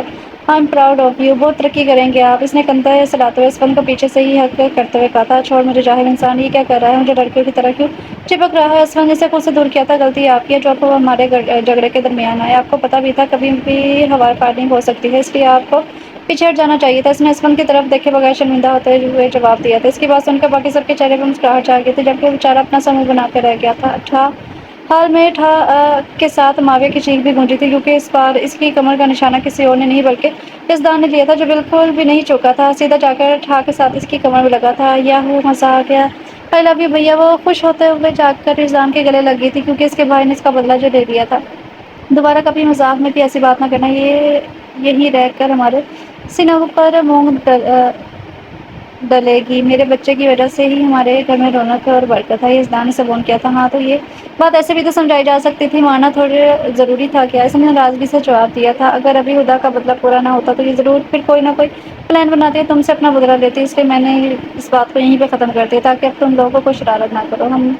ہماری خدا نے داماد جی کی سیوا تو اچھے سے کر دی، اب کسی اور چیز کی بھی ضرورت تو نہیں؟ داماد کی ریبا نے مسکراتے ہوئے اسپن کی ٹانگ کھینچی تھی۔ جی ساری سیوا آپ سب کر چکے ہیں، اب کسی چیز کی ضرورت نہیں ہے، اس نے بھی دانت بھیجتے ہوئے کہا تھا۔ چلو پھر ٹھیک ہے، اب دونوں فرینڈس بیٹھ کر باتیں کریں، شادی کی پلاننگ کریں، ہم تینوں ذرا شاپنگ کر کر آتے ہیں۔ اس نے ان تینوں کو اپنے اگلے پلان کے بارے میں بتایا تھا۔ اپنی پلاننگ میں ایک بات کا خاص خیال رکھیے گا، مجھے کوئی انگیجمنٹ نہیں کرنی، ڈائریکٹ نکاح کرنا ہے، کیونکہ انگیجمنٹ والے دن اکثر دولہے بدل جاتے ہیں اور مجھے اپنا دولہا نہیں بدلنا۔ خدا نے ان دونوں کو صاف الفاظ میں بتایا تھا، جس پر دونوں مسکراتے ہوئے ہاں میں سر ہلا گئے تھے۔ چلو چلتے ہیں۔ خدا نے اٹھتے ہوئے ان دونوں کو اٹھنے کا بولا تھا۔ جاؤ تینوں، لیکن دھیان سے جانا اور کوئی شرارت بھی نہ کرنا۔ یزدان نے ان تینوں کو دیکھتے ہوئے ہدایت دی تھی۔ ہاں، ہم شرارت سے نہیں بلکہ شرارت ہم سے پنگا لیتی ہے، خدا اور ریبا ایک ہی زبان ہو کر بولی تھی۔ یا اللہ، یہ سب شادی شدہ حضرات کتنے خوش ہیں، اور آج مجھے بھی میرے سپنوں کی زینہ ملوا کر خوش کر دے۔ ماویہ نے اٹھتے ہوئے دعا کی۔ یزدان اس کی دعا سن کر گھونٹ کر رہ گیا تھا۔ ایسے ہی باتوں باتوں میں تینوں مال پہنچ گئے تھے۔ یار تم دونوں باقی کی چیزیں لو، میں بھائی کی کال اٹینڈ کر کے آتا ہوں۔ وہ لوگ کافی ساری شاپنگ کر چکے تھے۔ اپنے نمبر پر یزدان کی کال آتی دیکھ کر وہ دونوں کو بتا کر باہر کال اٹینڈ کرنے گیا تھا۔ جی بھائی، بس تھوڑی سی شاپنگ رہ گئی، ہم کر جلدی سے واپس آ جائیں گے۔ اور یزدان سے بات کر کے پلٹا تو اس کی نظر سامنے پارکنگ ایریا پر گئی تھی، جہاں ایک لڑکی کھڑی ادھر ادھر چکر کاٹ رہی تھی، جیسے کسی کے آنے کا انتظار کر رہی ہے۔ اسے دیکھ کر ماویہ کے شیطانی دماغ میں آئیڈیا آیا۔ وہ مسکراتے اس کی طرف بڑھ گیا تھا۔ ہے پریٹی گرل، مجھ سے دوستی کرو گی؟ ماویہ نے شاپنگ مال کے باہر گاؤن اور حجاب میں کھڑی لڑکی سے پوچھا تھا۔ میں لڑکوں سے دوستی نہیں کرتی، فوراً سے جواب دیا گیا تھا۔ یہ کون سی بڑی بات ہے، آپ مجھے لڑکی سمجھ لیں؟ مسکراہٹ ضبط کرتے ہوئے بولا تھا۔ ٹھیک ہے، آپ یہ گاؤن پہن لیں اور یہ میک اپ بھی کر لیں، پھر میں لڑکی سمجھ کے آپ سے دوستی کر لوں گی۔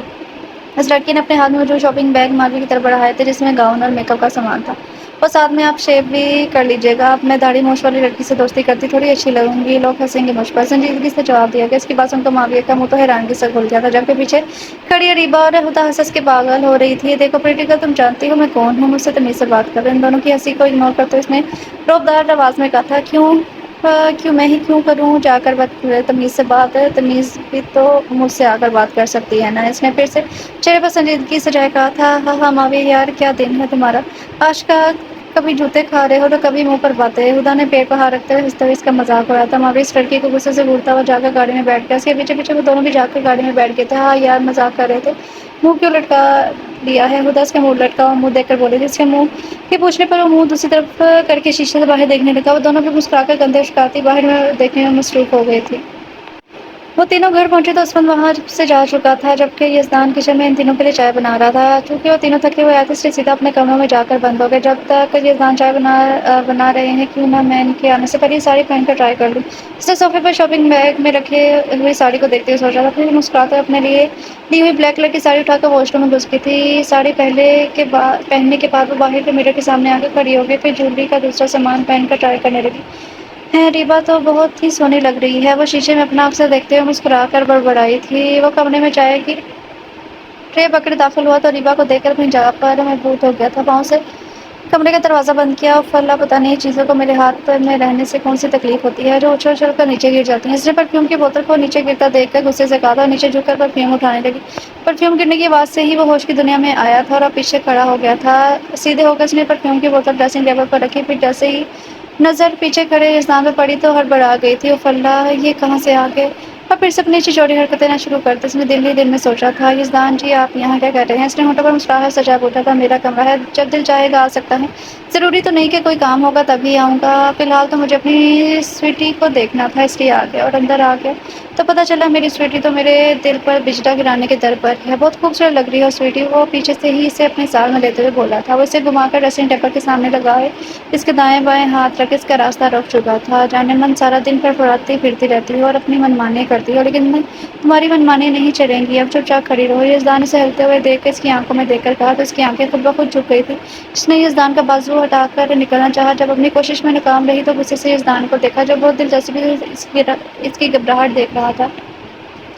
وہ اچانک ہی اسے اپنے سار میں لے اس کے بالوں کی مہک اپنی سانسوں میں اتارنے لگا تھا. سویٹی تمہارا حشر برپا سراپا مجھے بہکا رہا ہے. پلیز آپ یہ سب نہ کریں, مجھے چینج کرنا ہے. وہ ایک بار پھر سے بولی تھی.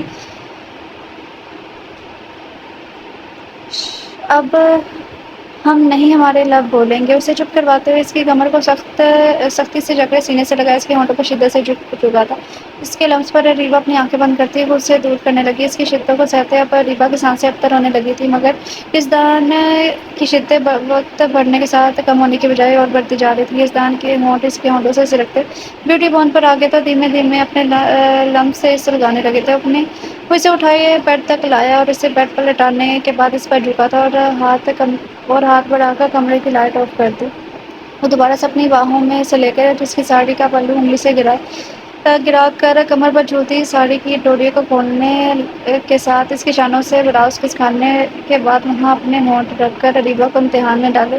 ایک بار پھر اس کے لبوں کو اپنے لبوں میں قید کر کے پوری شدت سے اس کے ہونٹوں پر جھکا تھا. خود کی سانسیں اس کی سانسوں میں لینے لگا تھا. سلگتے ہونٹوں سے دھیرے دھیرے اس کی اشارہ کو چھوتے ہوئے اس کی انگلیوں میں اپنی انگلیاں پھنسائے. وہ اپنے جذبات کی رو میں بہتے ہوئے اسے اپنے ساتھ کسی اور ہی دنیا میں لے کے جا رہا تھا. اس کی جان لیوا گستاخیوں پر اس کے تو اعصاب سلپ ہونے لگے تھے. وہ اب اس کے وجود کو اپنی شدت بھرے لمس سے پھولوں کی طرح مہکانے لگا تھا.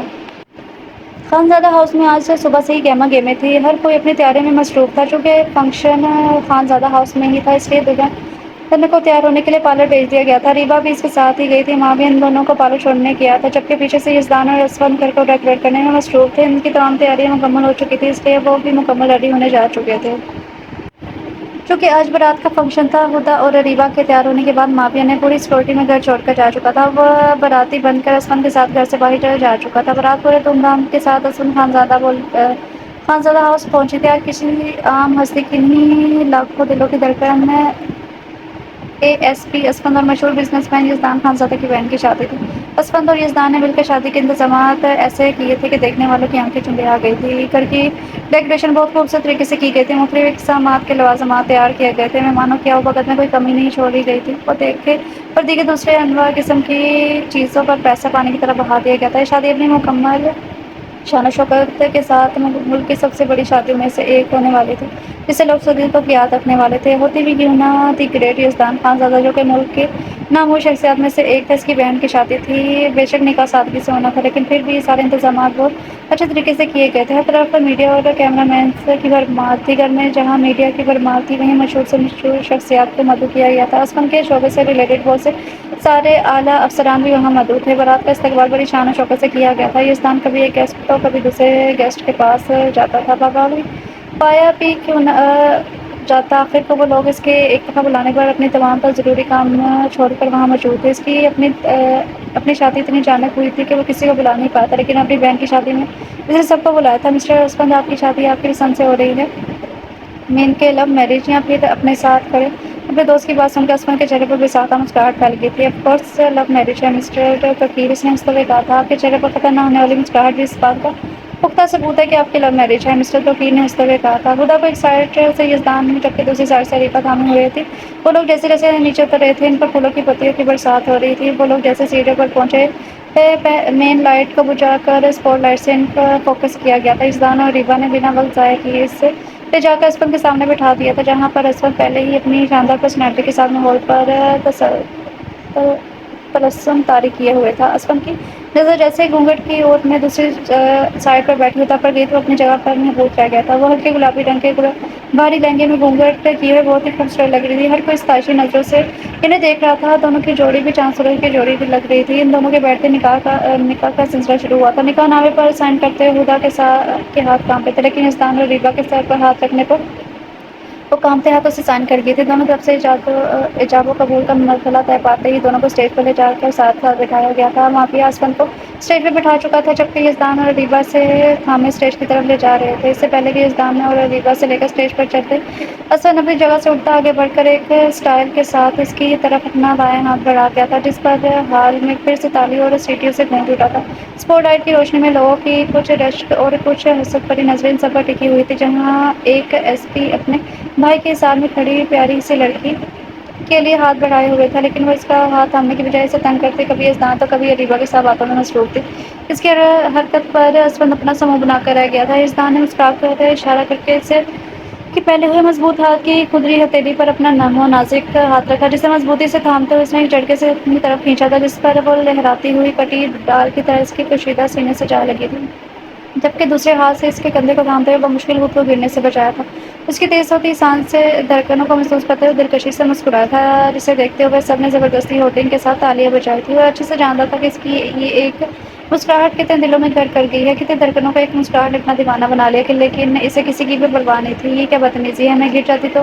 اسے زور سے اپنی ہائی ہیل اس کے پاؤں پر ماری، جس نے وہ کراتے ہوئے ہوش میں واپس آیا تھا۔ اسفند کی شکل دیکھ کر ہدا کے ساتھ ساتھ اپنے چہرے نیچے کیے، اپنی امنڈ مارنے والی مسکراہٹ چھپائی تھی۔ چوروں گنڈوں کی چترول کرنے والا ایس سی پی گھر میں بیوی سے چترول کرواتا ہے؟ ہاں، شادی میں ایک موجود سینئر آفیسر نے مسکراتے ہوئے اسفند کی ٹانگ کھینچی تھی۔ وہ اسے گھوڑی سے نوازتے ہوئے اپنے ساتھ لے جا کر بیٹھ گیا تھا۔ مجھے گھورنا بند کرو ورنہ میں ابھی کے ابھی اٹھ کر اپنے کمرے میں چلی جاؤں گی۔ اس کے گھورنے پر اس نے گھونگھٹ کے اندر سے ہی دھمکی دی تھی۔ آج ہماری شادی ہے یار، آج تو شرارتوں سے باز آ جاؤ۔ اسفند نے اس کی منت کی تھی۔ تمام مہمان کھانے کی طرف متوجہ ہو گئے تھے۔ یار بہت ہی ضروری کال آ رہی ہے، یہاں بہت شور ہے، میں ذرا اٹینڈ کر کے آتا ہوں، پھر دونوں کھانا کھاتے ہیں۔ اچانک سے اسفند کو موبائل پر کال آئی تو وہ ہدا کو ایکسکیوز کرتا اٹھ کر باہر چلا گیا تھا۔ میں ضروری کال اٹینڈ کر کے آتا ہوں، پھر دونوں مل کر کھانا کھاتے ہیں۔ پایا بڑا اس کی نقل اتار کر وہ بڑبڑائی تھے، پاس کھڑے ماگے کو کھانا لانے کا کہا تھا۔ لاتے بھائی نہیں ہے، آج تو میری شادی ہے نا۔ اس کے منہ پر بنا کر منع کرنے پر ہدا نے اس کی منت کی تھی۔ اچھا، اتنی منتیں کری ہو تو لا ہی دیتا ہوں، احسان کرنے والے انداز میں بولا۔ اس کے لیے کھانا لینے چلا گیا تھا۔ تھوڑی دیر بعد وہ اس کے لیے کھانے کی ٹرے لے کے آیا تھا۔ وہ گھونگھٹ کے اندر سے ہی کھانے پر جھپٹ پڑی تھی۔ دور کھڑی ریفا اسے ایسے کھاتا دیکھ کر مسکرا دی، جبکہ اسفند نے نفی میں سر ہلایا تھا۔ اس کا بگڑا ہوا بچہ کبھی نہیں سدھر سکتا تھا۔ ریسیپی Asfand please help me Asfand call کر کے پلٹا ہی سے پیچھے سے کسی لڑکی کی آواز سنائی دی تھی پلیز پلیز میری ہیلپ کریں وہ لوگ مجھے پکڑ کے لے جائیں گے اسفند نے جھٹ سے مڑ کر دیکھا وہاں ایک لڑکی شادی کے جوڑے میں کھڑی سے ہیلپ مانگ رہی تھی ایسے لگ رہا تھا جیسے اپنی شادی سے بھاگ کر آئی ہو جی بتائیں میں آپ کی کیسے ہیلپ کر سکتا ہوں اسفند نے سینے پر ہاتھ باندھے ہوئے پوچھا تو وہ میری چچی اپنے 60 سالہ بوڑھے نشئی پیسے میں زبردستی میری شادی کروانا چاہتی ہوں مجھے ان سے شادی نہیں کرنی میں چھپنے کے لیے یہاں پہنچی تو دیکھا یہاں پر آپ کھڑے ہیں اس لیے آپ سے ہیلپ لینے آگے پلیز میری ہیلپ کریں آپ ٹینشن نہ لیں چلے میرے ساتھ کوئی بھی آپ کے ساتھ زبردستی نہیں کر سکتا اسفند سے بحث کرتا گھونگھٹ کروا کر اپنے سار لے کر اندر بڑھ گیا تو جیسے اندر داخلہ سب کی نظریں اس وہ جیسے ہی اندر داخلہ اس کی نظر سامنے شوتوں کی طرح کھاتی اپنی بیوی پر گئی تھی جس سے اس کے آنے تک کا صبر نہیں ہوتا جیسے اس لڑکی کو لے کر اسٹیج کی طرف بڑھا ہوتا کہ نظر اسفند اور اس کے ساتھ دلہن کے لباس میں کھڑی لڑکی پر پڑی تھی اس نے بریانی کا چمچ جو منہ میں ڈالا تھا ویسے ہی باہر آ گیا تھا آپ کے ساتھ لڑکی کون ہے اور آپ ایسے کیسے کر سکتے ہیں میرے ساتھ نکاح کر کے کھانا کھانے کے وعدہ کر کے دوسری لڑکی سے شادی کر رہا ہے چھوڑوں گی نہیں میں اس سے میں نوز چڑیل کو جو میرا تھوڑی دیر پہلے کا شوہر ہڑپ کر لی تب اسی سے اس کی طرف بڑی تھی لیکن اس وقت راستے میں ہی اس سے روک گیا تھا تم اسے کچھ نہیں کہو گی دور رہ کر بات کرو مجھے کوئی کمزور لڑکی مت سمجھیے گا میں آپ دونوں کی شادی کے لڈو میں یہ زہر ملا کر آپ دونوں کو کھلا دوں گی اور آپ کے ساتھ اپنی سوتن کو اس سے در پانی سے رخصت کر دوں گی دنیا یاد رکھے گی ہدا خانزادہ کو دھوکا دینے والے کا کیا انجام ہوتا ہے وہ ہاتھ مچان چا کے سے دھمکی دینے لگی تھی بچاؤ جا مجھے بچاؤ لگتا ہے میری چچی آ گئی ہیں اپنے بڑے نشئی بھائی کے ساتھ اس لڑکی کو اپنی کمر پر کسی چیز کے لگنے کا احساس ہوا تو بھاگ کر اسٹیج پر کھڑی چیخنے لگی تھی بھاگتے اس کا گھونگھٹ اس کے چہرے سے اتر چکا تھا اے لڑکی تیری ہمت کیسے میری ننھی سوتن بننے کی اریبہ نے دور سے اس پر فائرنگ کی تھی اور اب غصے سے دونوں ہاتھ سینے پر باندھے سے پوچھ رہی تھی اپنی چچی کی بجائے کسی اور لڑکی کی آواز سن کر جھٹ سے پیچھے مڑی تھی پریٹی گرل جیسے ہی وہ لڑکی پیچھے مڑی تھی انہوں نے ایک ساتھ کہا تھا پریٹی گرل یہ کیا تم نے میں تو تمہیں اپنی بھابھی بنانا چاہتی تھی لیکن تم میری سوتن بن گئی اور گھونگھٹ سنبھالتے اس کے پاس آ کر بولی تھی تم مجھے بھابھی بنانا چاہتی تھی تو اب بنا لو اس سے پہلے ہی وہ چڑیل چچی مجھے اپنی بھابھی بنا لے خدا کے بتانے پر اس نے جلدی سے کہا تھا تم تو میری سوتن بن گئی ہو بھابھی کیسے بناؤں گی خدا نے روتے شکا کیا تھا یار نہیں ہوں میں تمہاری سوتن نہیں ہوئی میری ایسی بھی سے شادی میں تو شادی کے جوڑے میں اپنے گھر سے بھاگ کر آئی ہوں اور ایسی بھی صاحب سے ہیلپ مانگی ہے کیونکہ میری چڑیل چچی میری شادی اپنے نشئی بھائی سے کروانا چاہتی ہے زائنہ نے تمام تر صورتحال کے بارے میں کیا تھا سوری ریبا اور ہدا شرمندگی سے بولی تھی تھوڑی فاصلے پر کھڑے معاویہ نے سکون کا سانس لیا تھا اسفند نے ایک ناراض سی نظر ہدا پر ڈالی تھی یزدان بھی ان کی طرف بڑھا تھا آپ کو کوئی کسی بھی چیز کی ٹینشن نہیں لینے کی ضرورت نہیں ہے آپ کے ساتھ زبردستی کوئی نہیں کر سکتا یزدان نے اس کے سر پر ہاتھ رکھتے ہوئے کہا تھا میرے بھائی سے شادی کرو گی یزدان نے اس کے سر پر ہاتھ رکھتے محبت سے پوچھا تھا جس پر صرف اس بات میں داغی دل معاویہ ادھر آؤ یزدان اس کے بلانے پر معاویہ مسکراتے اس کے پاس آ گئی پاگل آپ کا بھائی ہے اس دن مور کے باہر والے لڑکے کو دیکھ کر زائنہ نے اس سے پوچھا تھا اس پر اسفند نے مسکراتے ہوئے ہاں میں سر ہلایا تھا کیوں آپ کو پسند نہیں ہے اس نشئی کے مقابلے میں تو ٹھیک ٹھاک ہے زائنہ نے معاویہ کا معائنہ کرتے ہوئے یزدان کو بتایا تھا ٹھیک ٹھاک تو ہے پھر چلے جلدی سے نکاح کرواتے یزدان کے کہنے پر ان دونوں کے آمنے سامنے بٹھا دیا گیا تھا پھر دونوں کا نکاح کروایا گیا تھا معاویہ بہت زیادہ خوش تھا اس خوشی کا کوئی ٹھکانا نہیں تھا ان دونوں کا نکاح ہوا تھا ایک بار پھر سے رخصتی کا شور اٹھا تھا دونوں دلہنوں کو رخصت کر کے ان کے کمروں میں بٹھایا گیا تھا یزدان نے بھی ان دونوں کو خوب لوٹ کے اپنے والے حساب برابر کیے تھے اسفند جب کمرے میں آیا تو ہدا بیٹھ کر سے ٹیک لگائے آرام فرما رہی تھی اسے مزے سے سکون کی نیند لیتا دیکھ کر اسفند نے نفی میں سلایا اس کے خوبصورت سرخ ہونٹوں پر جھک گیا تھا اپنے ہونٹوں پر نرم گرم لمس محسوس کرتے ہدا ہڑبڑا کر آنکھیں واقعی حیرت سے اسفند کو دیکھنے لگی تھی جو اس کے کرتے تھوڑا دور ہو کر اس کے پاس بیٹھا تھا ہدا نے اس کے ہلکے پر سر خود پڑتے پھر سانسیں درست کر کے اسے گھورا تھا ایسے کیا گھور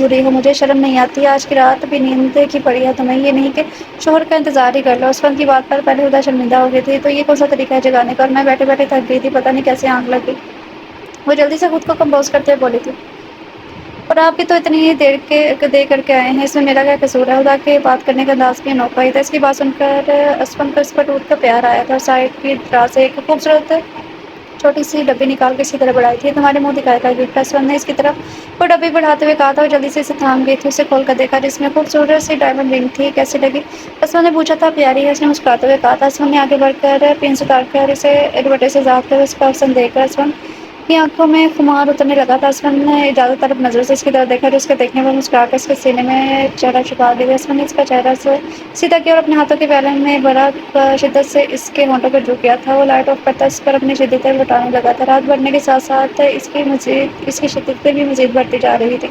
اسمن نے ساری رات اسے اپنی محبت کی بارش میں بھگوئے رکھا تھا اور ایک خوبصورت رات اپنے اختتام کو پہنچی تھی۔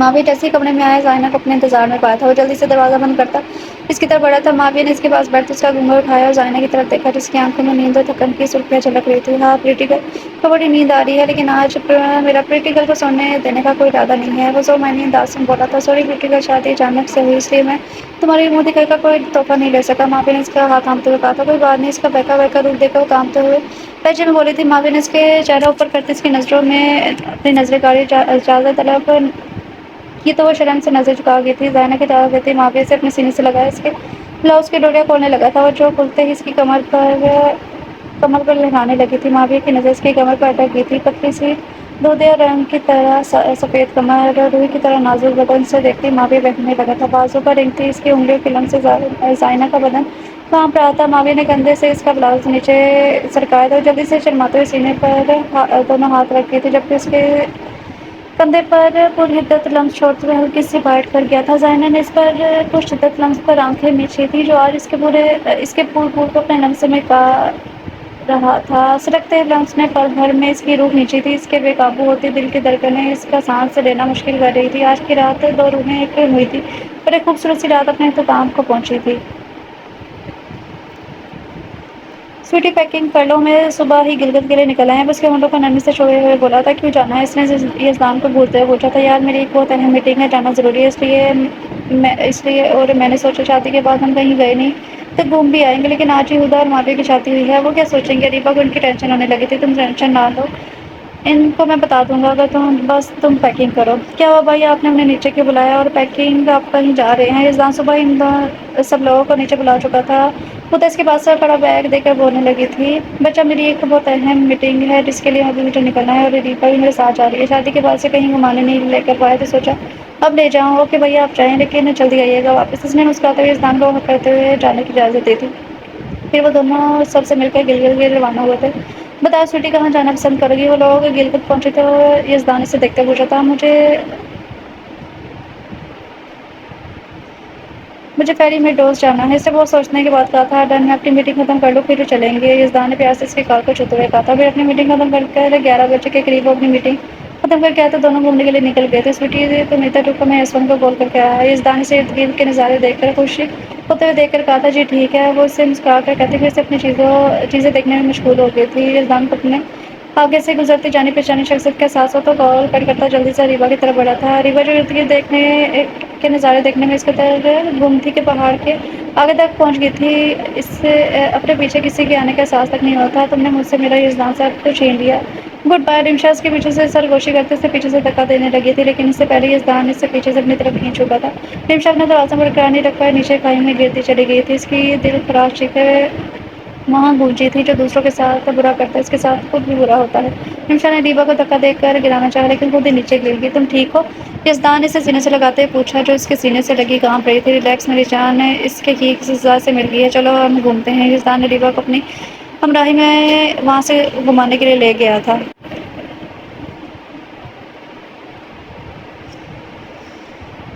سوری ریڈرز، یہ تھا ناول بے قابو عشق۔ اس کی رائٹر ہے Hussain Fatima. Most romantic, funny, rude hero based employee sister brothers based novel.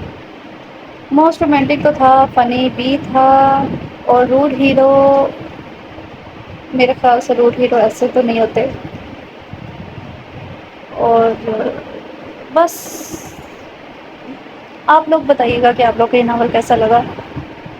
مجھے لگا کہ اگر رائٹر مزید بہتر طریقے سے لکھتی تو مزید اچھا لکھ سکتی تھی۔ اگر رائٹر اس کو کیا نام ہے ہیرو کو روٹ دکھاتی جو صحیح والا روٹ ہوتا ہے، اور کچھ ایسی چیزیں جو بالکل ہی سمجھ سے باہر تھی میرے، لیکن پھر بھی ناول آپ لوگوں کو کیسا لگا؟ امید کرتی ہوں کہ آپ سب کو پسند آیا ہوگا۔ آپ لوگوں کی چوائس الگ ہے، میری چوائس الگ ہے، میں نے پورا ناول پڑھا، مجھے کافی اس میں ایسی چیزیں لگی جو ایسے نہیں ہونی چاہیے تھی، ایسے ہونی چاہیے تھی، اگر یہ ہوتا تو مزید اچھا ہوتا۔ تو یہ بھی ہو سکتا ہے کہ رائٹر کی اپنی سوچ ہے، ان کا اپنے خیالات ہیں، وہ کیسے لکھتی ہیں، سارا کچھ ہر ایک کی اپنی اپنی سوچ ہوتی ہے، لیکن مجھے ایسا لگا کہ اس ناول کو مزید بہتر طریقے سے لکھا جانا چاہیے تھا۔ تو آپ لوگ بتائیے گا کہ آپ لوگ کو کیسا لگا یہ ناول؟ تو ملتے ہیں کل نیو ناول کے ساتھ، تب تک کے اپنا خیال رکھیں، خوش رہیں، اللہ حافظ۔